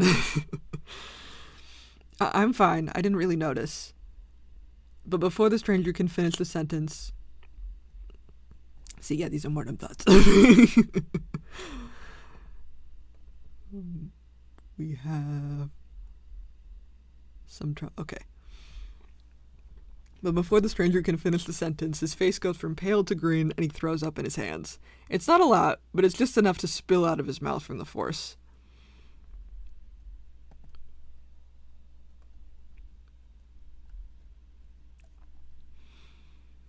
He stares at his hands in disgust and practically shouts his teary-eyed apologies. It's fine, I'll get you a washcloth, Sicarius says, and jumps up from the couch before the stranger can say or do anything else. All this social interaction is draining his patience fast, and he needs a moment of distance to recalibrate. So this we are getting Mortem having a little freaky freak out. And again, we are having Cat go to the bathroom and just fucking ignore him.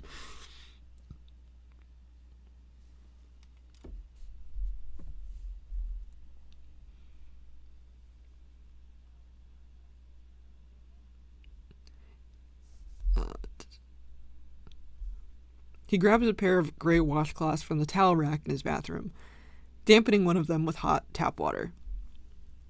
He tries to clear his mind, but a quick flash of blood and panic invades his thoughts. The limp body of the delinquent he killed tonight, oozing and spazzing on cold, hard tile. That thing with his big, formless hands wrapping around his neck and squeezing tighter, tighter, tighter. He shakes his head back and forth and cringes inwardly. He smacks the side of his skull like a swimmer trying to get water out of his ear. When he returns to reality, the stranger is still staring at the swamp green puddle settled in the center of his palm like a psychic trying to distinguish an illegible lifeline. So we have a little cat freak out instead of a little freak out.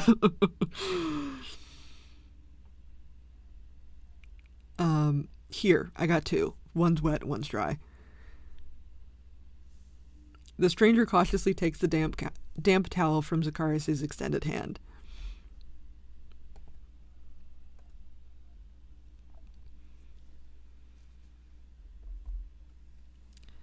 He shoves his face into it and keeps it there, soaking up the warmth from the hot water. Sitting back down, Zacharias observes the stranger meticulously scrubbing his face and hands. Something about it feels like watching a hamster in a cage. Suddenly the stranger winces, and a crimson stain blooms like watercolor on the wet washcloth. That is pure fanfiction ass.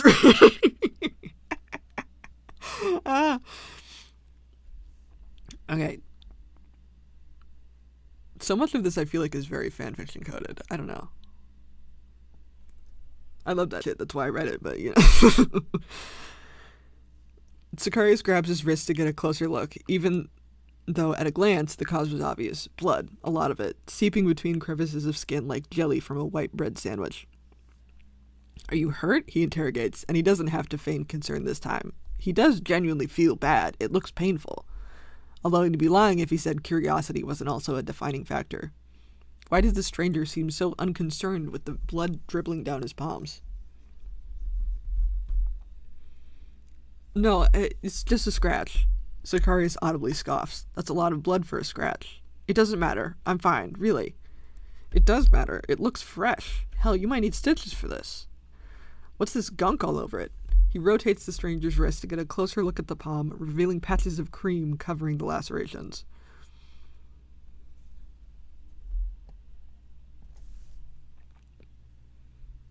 The stranger snatches his hand away and holds it tightly against his chest. He's starting to shake like a small dog left out in the snow. I had to cover it up, he mutters, barely audible. You what? I covered it. With what? A pause. Concealer, I think? Some kind of makeup thing. Sicarius blinks. Why the hell would you do that? I just didn't have time to do anything else. Didn't have time? He questions, exasperated. You had time to put gunk all over an open wound, but you didn't have time to bandage it? Please stop, the stranger interjects, swallowing a sob but letting the next one loose. Please stop. He repeats, barely audible now as the tears erupt from his bloodshot eyes. I don't want to do this right now. I didn't have any bandages, and I didn't want to walk around with blood all over my hands. It was the only thing I could think of. He trails off, dialogue peppered with hiccups and sighs. Sicarius stares in dismay as the stranger on his couch weeps like he's witnessed the total destruction of humanity. His fury melts into an odd mixture of empathy and embarrassment. It makes his chest burn, his stomach flip, his heart ache, and he has no idea how to deal with it. Come on, enough with the tears already, he huffs, using the dry washcloth to wipe away the salty streams cascading down wet cheeks. At first the stranger jolts, but quickly he slackens, leaning into the touch. This one he's grabbing. This one is a little grab. Yoink.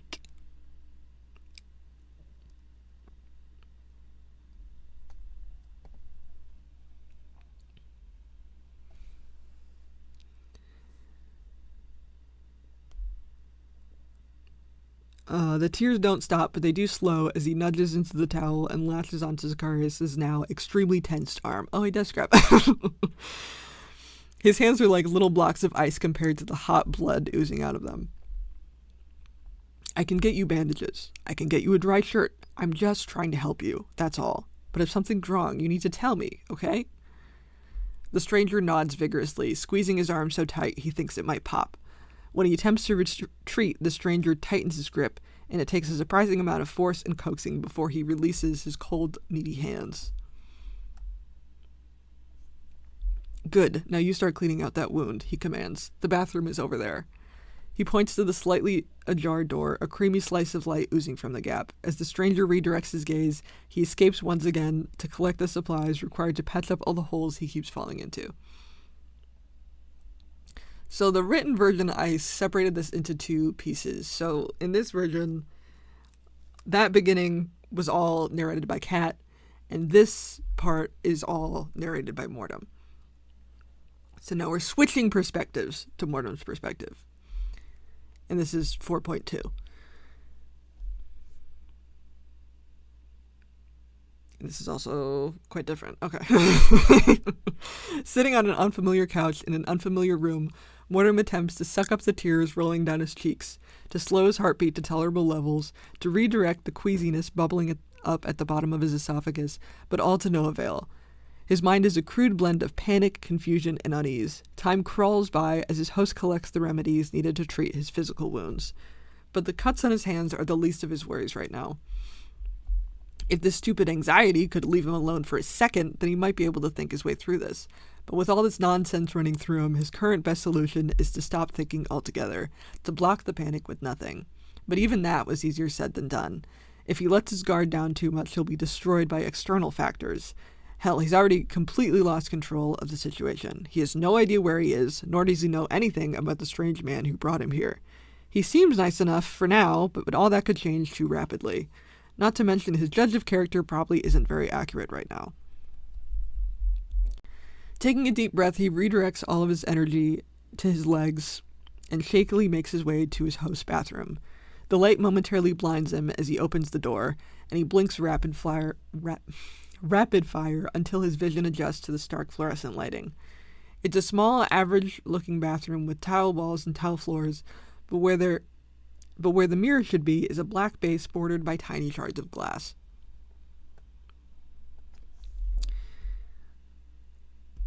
His thoughts are jumbled and racing as he turns on the faucet. He's not cut out for this whole breaking the law thing. Literally none of the choices he's made so far have been good ones.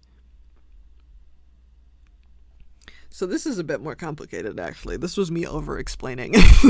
And this was very simplified in the comic version, but this is a little bit behind the scenes.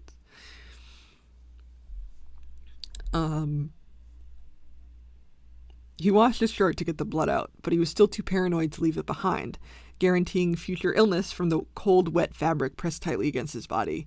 But he couldn't risk it, even if it was buried in the bottom of a drawer somewhere. What if they found it? What if they found it while it was still wet? Isn't that practically an admission of guilt? He had no idea how long these things took, how much time would pass before the police ultimately found the bodies. Just the word alone makes him shudder. Bodies. That's all they were now. The gashes in his hands are far more unsightly after scrubbing off the flesh-tone cover-up.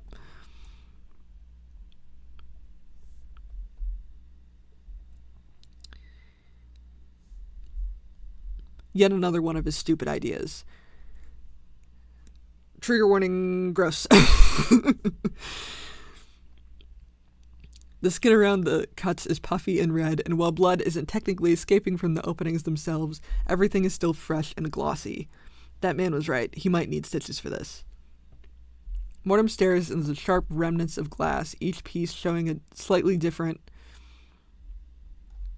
This isn't there. Okay, never mind.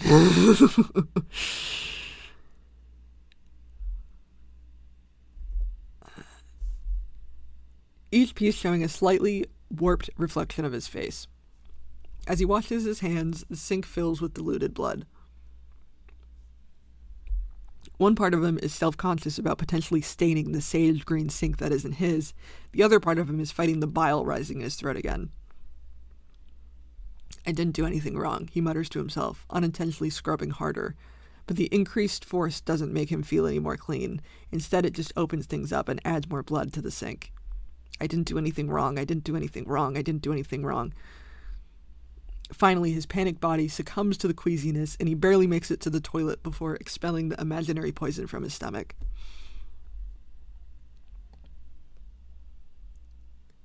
Vomit. Threw up. Mom, I threw up. He thumps his cheek down on the cold rim of the toilet seat. While the idea of doing such a thing under normal circumstances, that is, putting his bare face on a stranger's toilet seat, would bring the nausea back, right now the feeling of coldness against his hot face is the first sensation to actually help his condition. He opens bleary eyes to see the strange man standing in the doorway, staring at him with an undeniable expression of tired pity.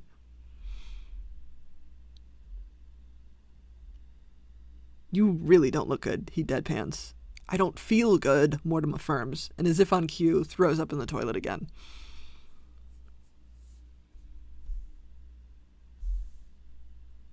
The man approaches, kneeling down beside him as he heaves and splutters.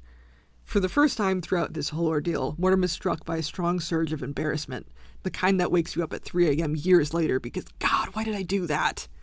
But the nausea isn't going away anytime soon, and the idea of the strange man watching him while he chokes and spits on his own bodily fluids only makes it worse. I'm gonna start voice cracking. You can go, he chokes, swallowing hard to keep things down. But the man either doesn't hear him or isn't paying attention because he continues sitting there impassively.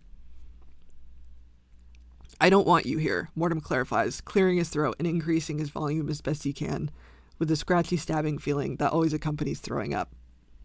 The man blinks. Oh, right.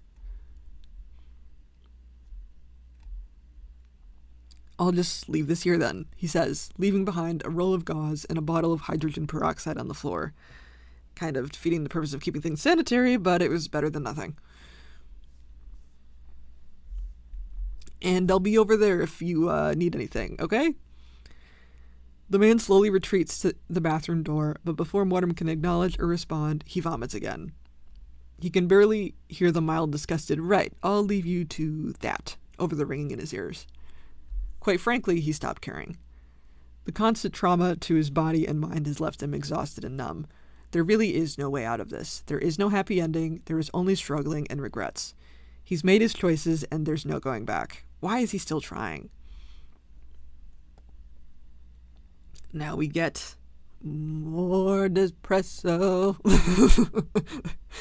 Realize how censored the comic version is actually compared to this. Okay, but let's keep going though. Okay.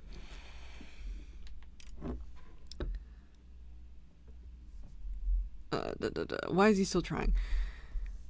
What good is struggling through today if tomorrow is a guaranteed nightmare? What's the point? What does he have to live for? What has he ever had to live for? This is way more artistic, I would say. So it isn't just pure depression. Okay. A teardrop hits the back of his hand before he even realizes he's crying again, and he rubs his eyes with an unnecessary harshness to keep them in. I should have stopped while I was ahead, he muses. Laying on the cold kitchen floor in his mother's arms should have been the end of him. But instead, he fought back. He caused even more damage. Not that sparing a scumbag of a father would have helped anyone. The man got what he deserved. But it wasn't his justice to serve. Not like that anyway. If he'd lasted long enough for the police to arrive, his father would go to prison for life. But instead he made things worse, like he always does. And now he's guilty. He's a criminal. He's just as bad as the man who tormented him all those years.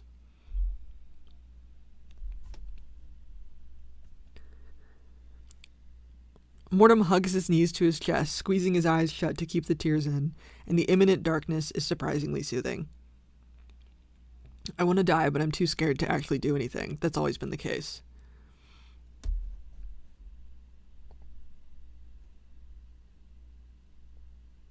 Oh, I guess I was behind. Okay, here it is. This is pretty much the same. Okay. Except this is more vague again when the monsters show up. Another wave of panic hits him, but it's different somehow. It feels external, almost. Something brushes past him, but it's the kind of touch that barely registers, like the passing air of a butterfly wing. His vision is blurred when he opens his eyes, and it takes a moment to realize it's because of the tears he's been trying to hold back. He blinks them away, and they glide down his face with ease, leaving glistening trails down pale skin. Again, vampire ass. A hand is reaching out to him. That is, the silhouette of a hand with shape but no substance, outstretched with the familiar daintiness despite their lack of corporality.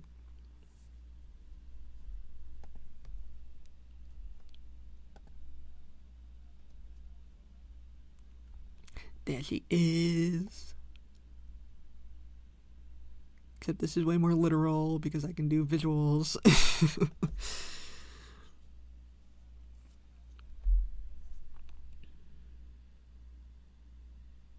This is gonna abruptly end. Okay.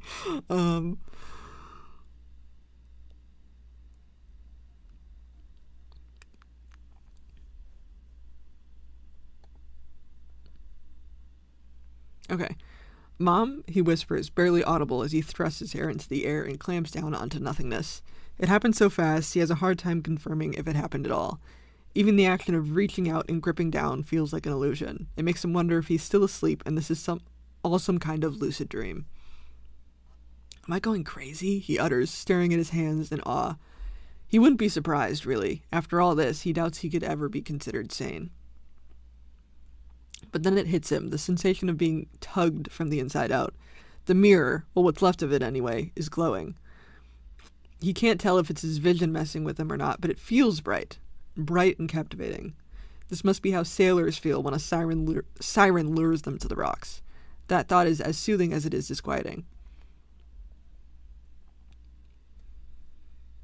He drags his fingers along the edge of the mirror and a magnetic latch clicks.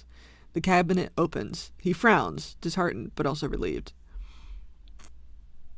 You guys are gonna be upset with me. Hold on. I'm not... Oh, am I missing a page? I'm missing a page. Oh, no. Oh, what the hell? Okay, well, he's reaching in the cabinet. I gotta fix that. Crap. Oh, but it's numbered right. Erg. Okay. Well, there's a page in between this. What is this? I gotta remember this. 36. Okay, 36 is not actually 36. The shelf is littered with various bottles and half-used medical supplies. One in particular, an orange prescription, catches his attention. He takes it and looks over the label. The phrase SleepX stares back at him. He grips the bottle tightly against his chest. This is probably the easiest way, right? Sleeping forever sounds easy enough.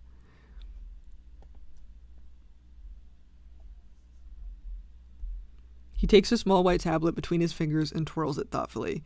He thinks of his mom, of reaching out and latching onto something real, of being held and soothed the only way she knew how. Knew. Past tense. Damn it. He clenches his fist around the little white pill until it digs into his palms. How many do I need to see you again? And without much thought, he shakes a few tablets into his hands and swallows them dry. This is gross, but it's simple and painless. He shakes the bottle again, but nothing comes out. I didn't finish writing this, but it's only like one page, so I feel like it's not that big of a shocker. I feel like it's not that big of a shocker. But that is the end of episode 4. I don't know if I have episode 5, because I think it's totally different. 5 was a new thing. 4 was a new thing, really. But how are we doing? This is very intense. How are we feeling?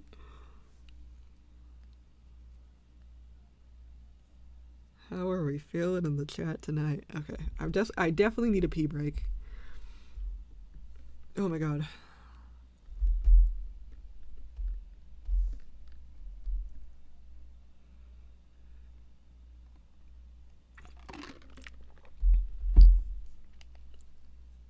Because I think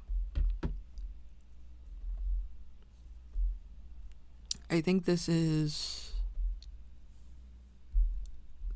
all that I have that like translated through. What mic are you using now? Is it good? This is just my computer mic. Is it good or is it not working?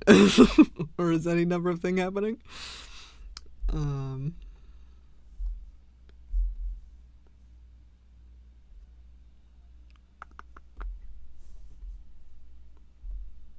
Yes, very good. Okay, all right, that's good.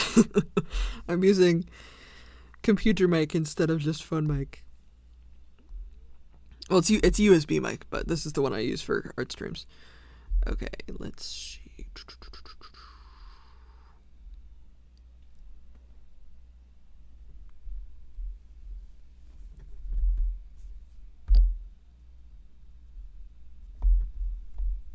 Do I have anything else? Do I have anything else?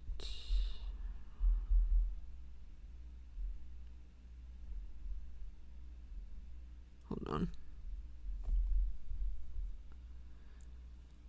Episode 4. Nope.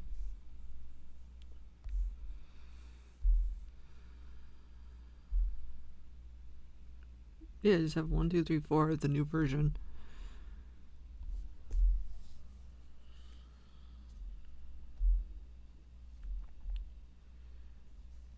A bit off topic, but you should run your vector. Mine has gone deaf like an ERS7. I haven't run mine in a long time. I gotta do the WirePod thing. Oh, people are screaming. Okay, I want to do something a little silly because that was very emotionally taxing and I did not expect it. I forget how intense when it's like, I feel like it doesn't feel as intense. These things don't feel as intense to me when they are visual.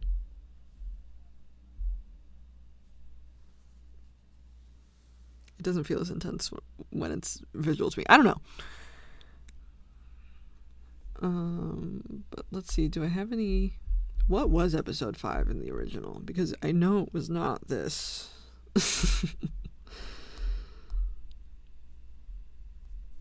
I know it was not this. I have so many versions of SAB. Okay, here we go. 2015.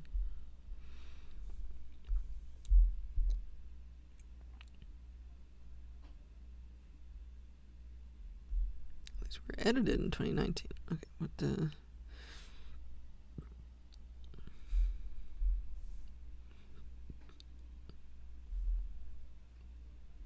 Do I not have 5? What is 2.5? Oh, that was just 2. Okay.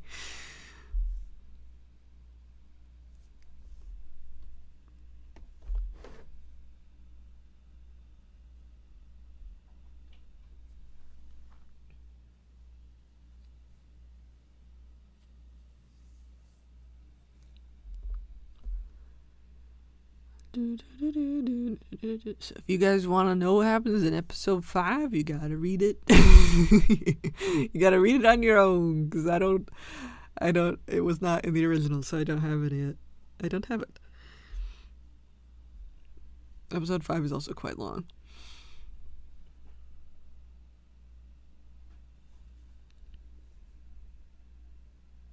And I have to fix that missing page. I don't know why there's a missing page.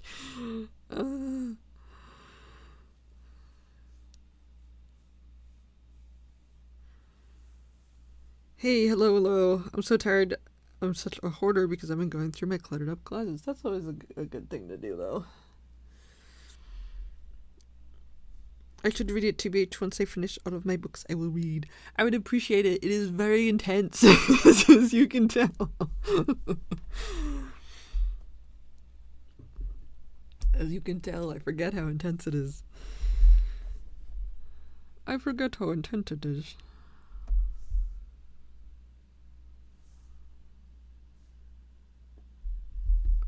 So this was like,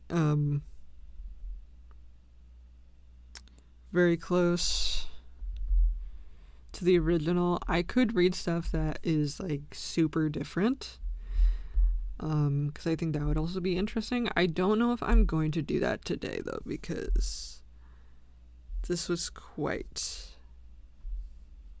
the read.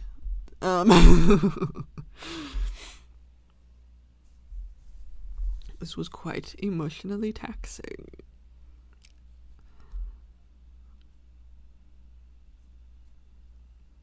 I'd love to read this series in physical form. I would love to get the books printed, but printing costs so much. So I'm still doing funding for that right now. Right now, the keychains are funding book production, basically. So if you want a book, mayhaps buy a keychain. Because that funds that.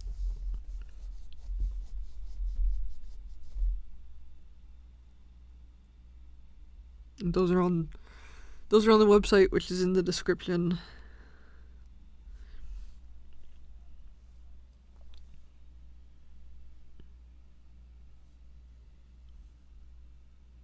Okay, maybe I should switch to an episode cover where he's not like laying on the floor.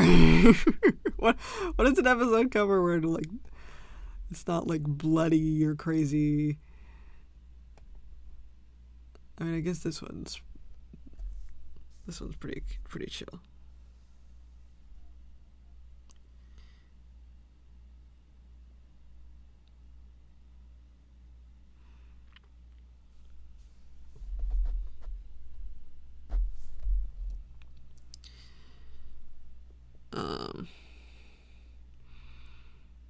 I'm so tired because my eyebow is becoming a chaos gremlin and is trying to walk downstairs. My eyebow's a gremlins too. If you guys were not here for the beginning of the stream, I'm dealing with the triple because she is sick. So that was why I was not here yesterday, because I was making sure she was good.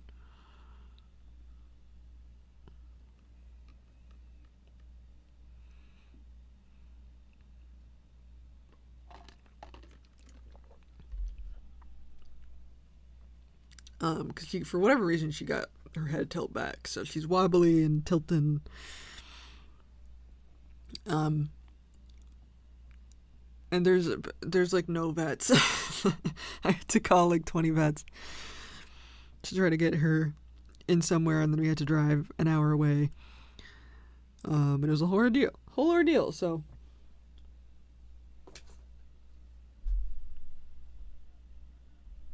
I love a keychain. At some point, when I can buy other things besides bills and food, definitely need those things. Yeah, don't put yourself out in any way. This is if you have extra spending money, and it is definitely extra and not replacing any necessities. For sure.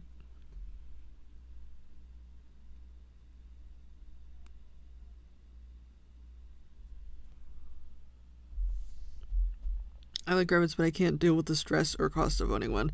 Yeah, they're stressful. They're just fragile little things. She needs to take a month antiparasitic now. So that's this whole month is shot.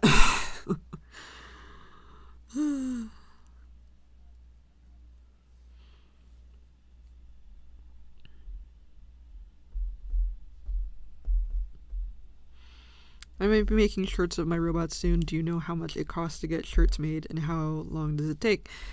I just do things through Redbubble. I rarely get paid though.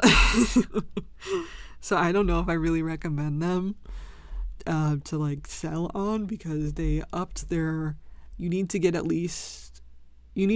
sell at least $20 worth of product, but also they charge you like, they started doing like a monthly charge, so like you never really reach the threshold because you'll sell things and then they'll take a little bit from you every month, even though you're not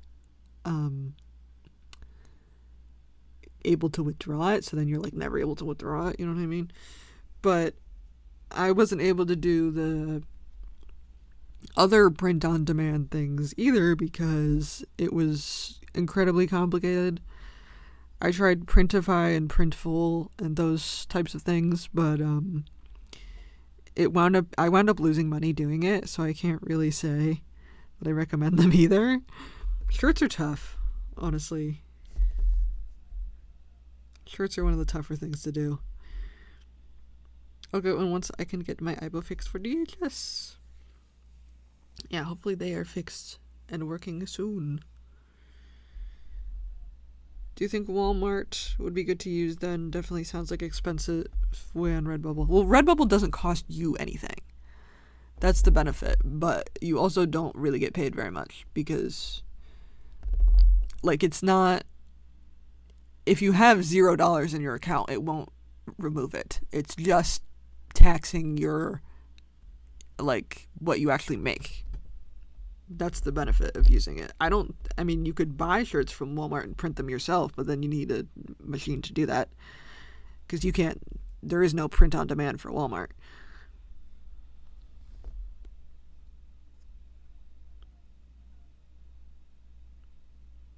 I also don't think Walmart shirts are that cheap. If you wanted to buy your own shirts, they have them at like Michael's. But then you need either a printer or like somebody who, like, if you have like a local printer, but those are typically you need to buy them in bulk.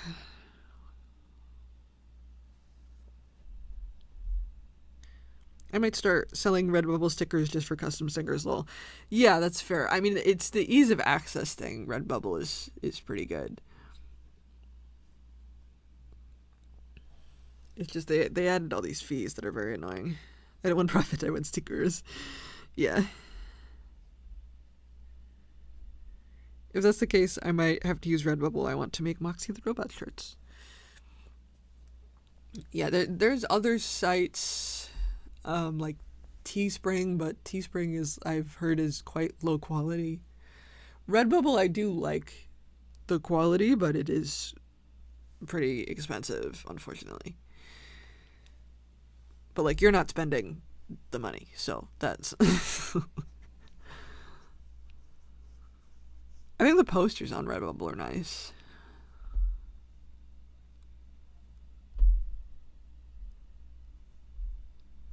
Okay, yeah, I think I'm definitely done with this. If I might read some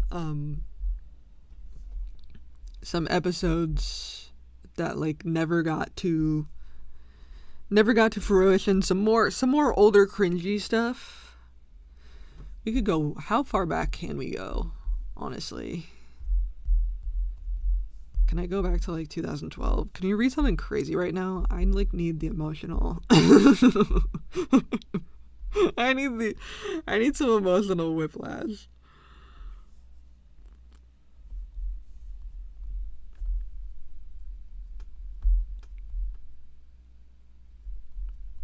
Oh, that's right. That's why I didn't do these, because these were way too spicy. Holy shit, oh my god.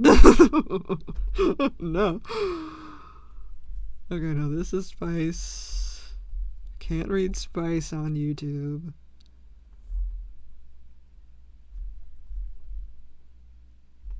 Eee. No, so spicy.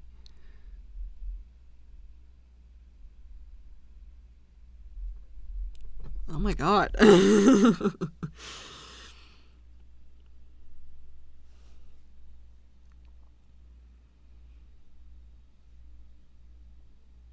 want pretty good quality so they can be put in the washer. Yeah, you can put a Redbubble shirt in the washer. That's fine. I got 6 of your stickers. They're great, TBH. Oh, thank you. I'm glad you like them. Also, I found a month ago that Moxie is going to be in a movie. Oh. Ooh.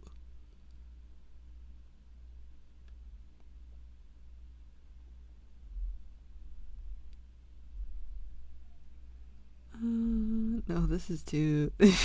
Scrolling through these news. How is it the older... The farther back I go, the more graphic it is. Ah. Goodness gracious. I can't just like read... I can't read shit from 2012 of them just like making out. I can't. Sorry, y'all.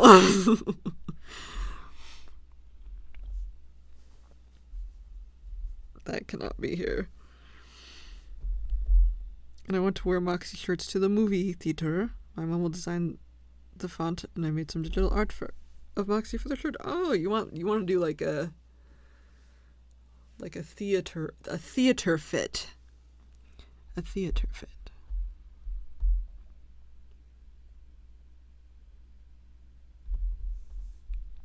Okay. I'm gonna stop. I'm gonna sign off. I'm done with this for now. I hope you enjoyed. I also hope people can listen back to this and have a good time. I'm gonna sign off and take a fucking nap. I'm so tired. Okay, thank you guys for hanging out with me. I hope you enjoyed. Hope you have a great night. You too. Ugh. Bye, everybody.